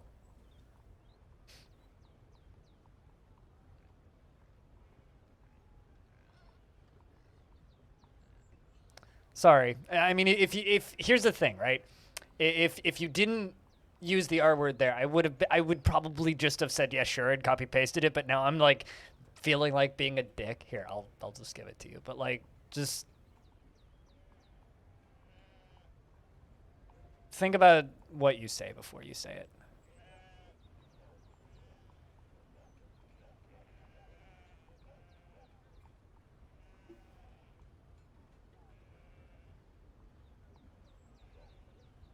Think about what you say before you say it.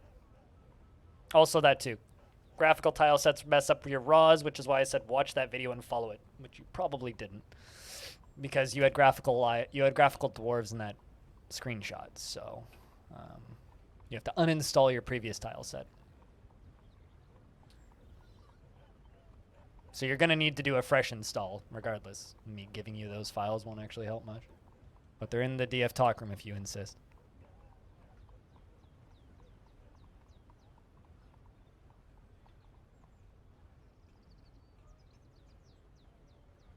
But like I said, if you still have that graphical tile, like Tamika said, if you still have that graphical tile set installed, my INI files will not help.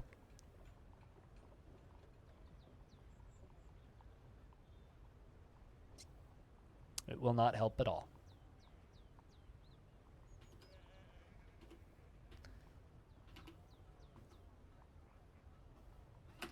So you're going to need to do a fresh install regardless.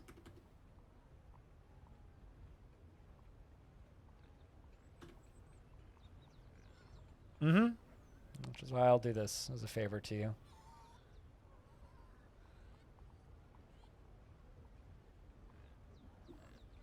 You sound like you're talking like a dwarf. I played Cataclysm Dark Day Ahead this morning, and it is interesting. It's like a dwarf line. It is interesting.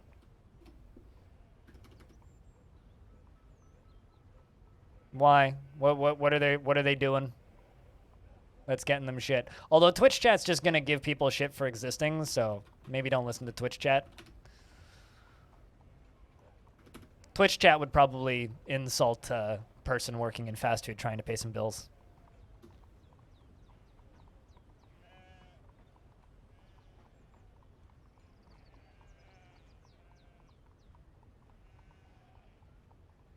The important question is, do they have live footage of Angela Merkel playing, or Angela Merkel playing Farming Simulator yet? Because they did that a couple of years ago, and it was wonderful. I was just watching Miss Merkel play Farming Simulator. That would be like watching Trump play Call of Duty. Like, oh. Although we did get Snoop Dogg playing Battlefield, which I think is maybe one of the highlights of video games for me. Excellent, LaFonda. Excellent. As it should be. Yeah, of course she did. Hold on, let me see if I can find that video.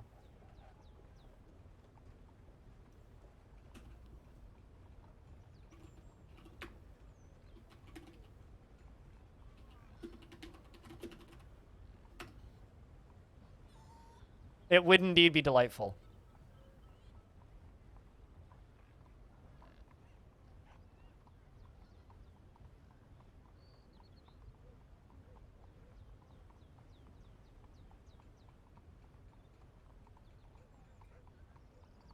Yeah, there's a straight up live stream.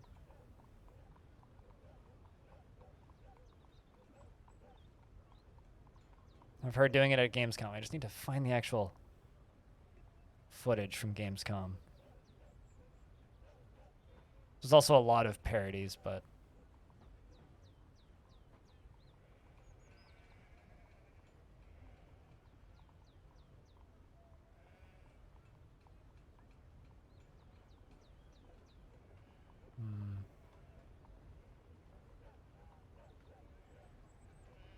people have done a very good job of burying it.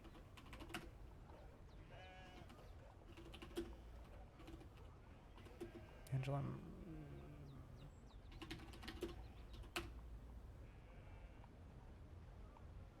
There we go. This is the image I was looking for.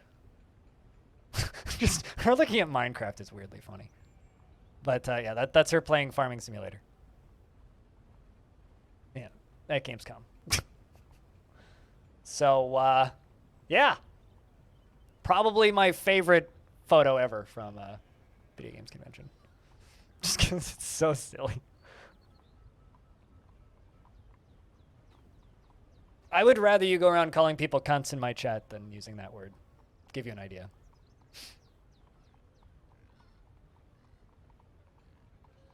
What, Snoop Dogg? Yeah, no, Snoop Dogg streams all the time now, but I was talking about Weed 3 when E3 happened and Snoop Dogg lit a joint in the middle of E3 on the show floor while he was playing. Like, literally, it was like, and now we have a live cut to Snoop Dogg, and I want to say it was Zac Efron playing Battlefield. It's like, Zac Efron and Snoop Dogg playing Battlefield, and they, like, snap down to that scene, and it's just Snoop Dogg with a lit blunt on the show floor, just, like, playing Battlefield, driving a tank into a wall, backing up, driving a tank into a wall, backing up, driving a tank into a wall. It's the best thing I've ever seen in a video, in any video games related event. It's one of the funniest things ever. I love it. I mean, she is playing Farming Simulator. You don't have to agree with her political views, but she is playing Farming Simulator. Now that you mentioned it, I would love to see Trump play Call of Duty. Just because I think that would be very funny.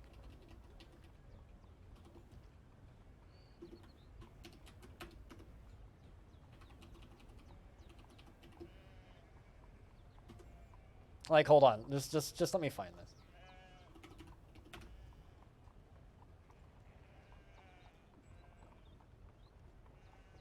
Yeah, if you just go to Google and you type in Weed 3, this photo pops up. Literally, any search engine, just type in Weed 3 and you'll find this giant bombs game of the year. EA's Weed 3 screenshot, courtesy of Giant Bomb. Also, apparently it's purple cheddar. Anyway, yeah, no, that's what happens if you search for Weed 3. You'll find Snoop Dogg playing Battlefield, smoking a blunt.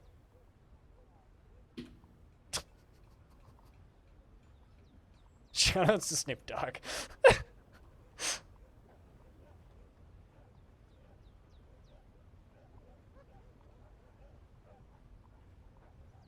He's probably trying to recruit other kids to build a wall for him.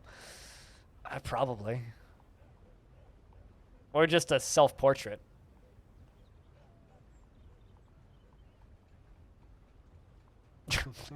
God.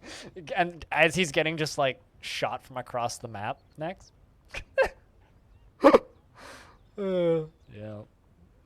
Yep.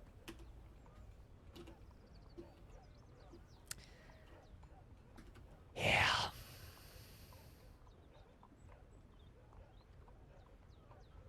Why do I suddenly just have like, look at my horse is amazing, give it a lick, tastes just like raisins stuck in my head? Except like in the voice where he says wrong, maybe, where he's wrong except blocks, blocks, blocks.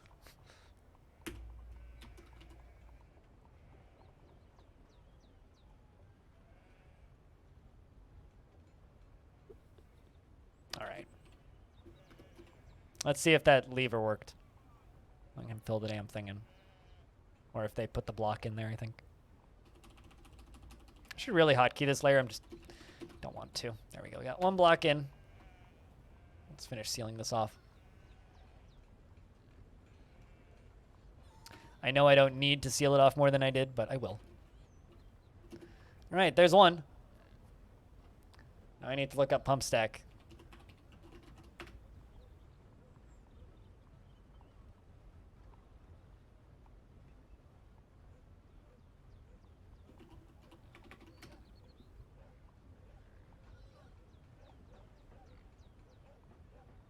All right, so jump up here.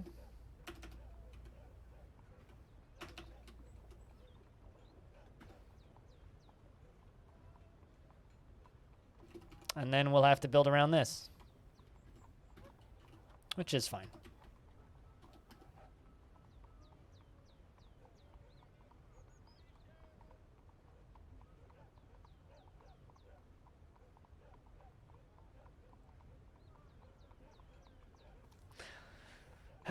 Man. Making fun of politicians is so easy. And also kind of trite, but yet I feel like the next generation of politicians, like we're going to hit a point at some point where we're going to see more and more events like that Among Us stream, where it was just a whole bunch of U.S. Congress people just playing Among Us. I really hope that we get more of that in the future. For like any world politics. I don't care what country. It's just I want to see more politicians playing video games against each other. You find out real quickly what kind of people these people are when you get to see how they play video games.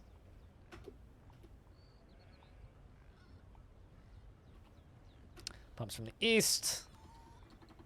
Gabbro. That. Done.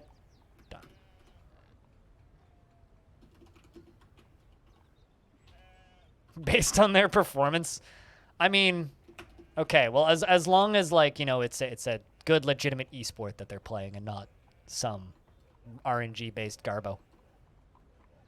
Has to be skill-based game for that to work.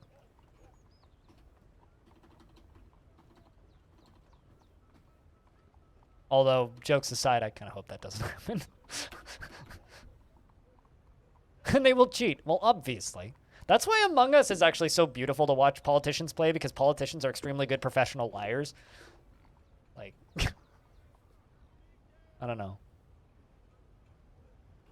I wouldn't mind watch. Actually, I want to watch a bunch of politicians play some SS13. It's never going to happen, but I'm going to go quickly grab my lunch now while they polish and make this. You guys can follow this dwarf. And then in about 15 minutes here, we're going to be swapping over to Ultimate ADOM because I have a sponsored stream for 2 hours. So we get to see what the 1.0 of Ultimate ADOM's like. Anyway, I will be back.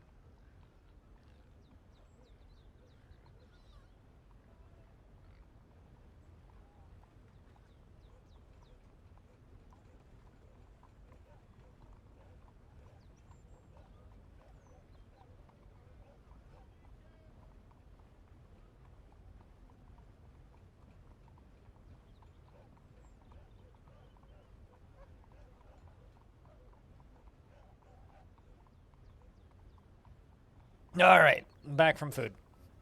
Looks like we've got a human who's ready to trade. And it is early spring. Did anybody die? Peter's been elected to mayor! And Clay's dead. Damn!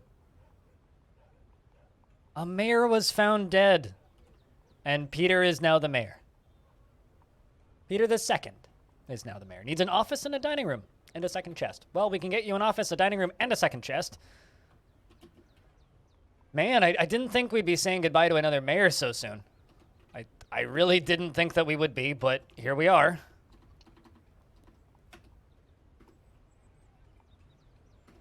Goodbye to our Mayor Clay. And Peter is now the mayor. How old is Peter? How old is that dwarf? 146. Good lord. When did this dwarf get so old? When did you get so old?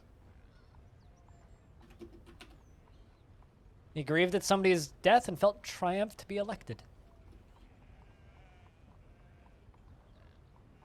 Gosh darn it.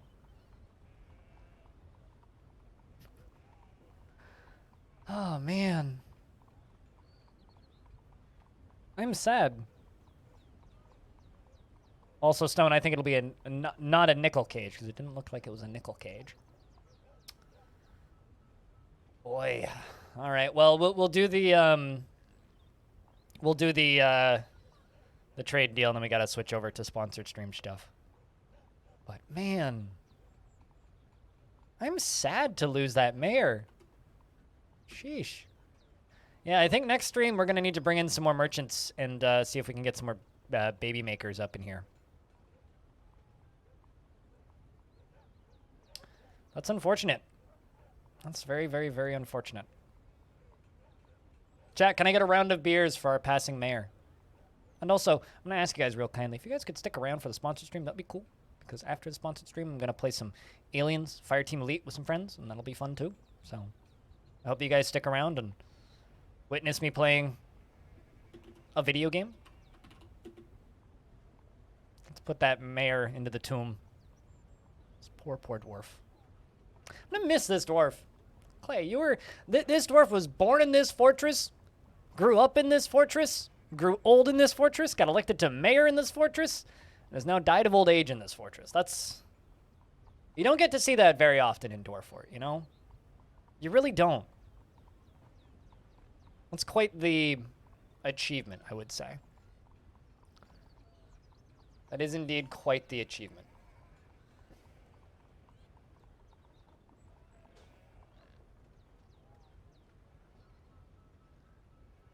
Happy birthday to Longdeath. And happy death day to our mayor. Who's ready for another year of this stupid fort, chat? Do you think this fortress will be done by this time next year, chat? Bet. Go.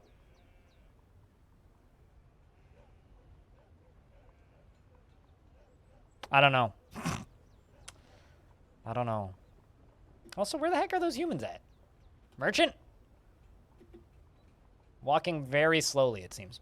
In before this merchant is carrying a horse in this cage. Halfway? Ha! No, we're here 298 of 1005. Halfway.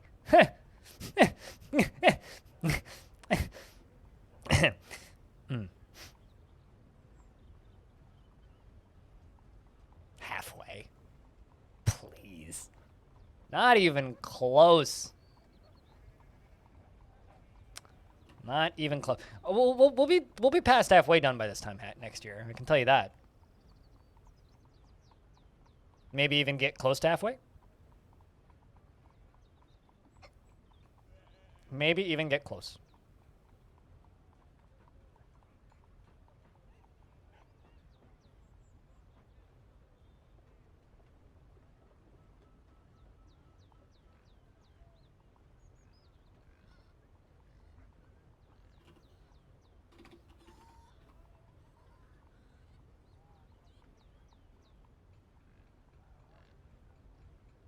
Maybe if I don't pause. I mean, I will still maintain I could probably finish this fort in 3 to 4 months if I marathoned it. I don't want to marathon it. Tin cage and a cockatiel. There you go. Tin cage and a cockatiel. A teal-colored cock, one could say.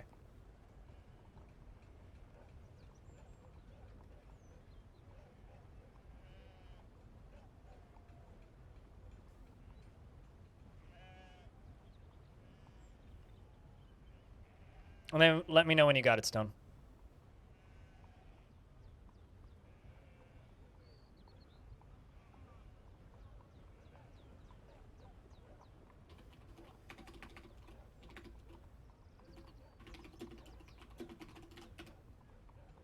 Let me know when you got it, Stone.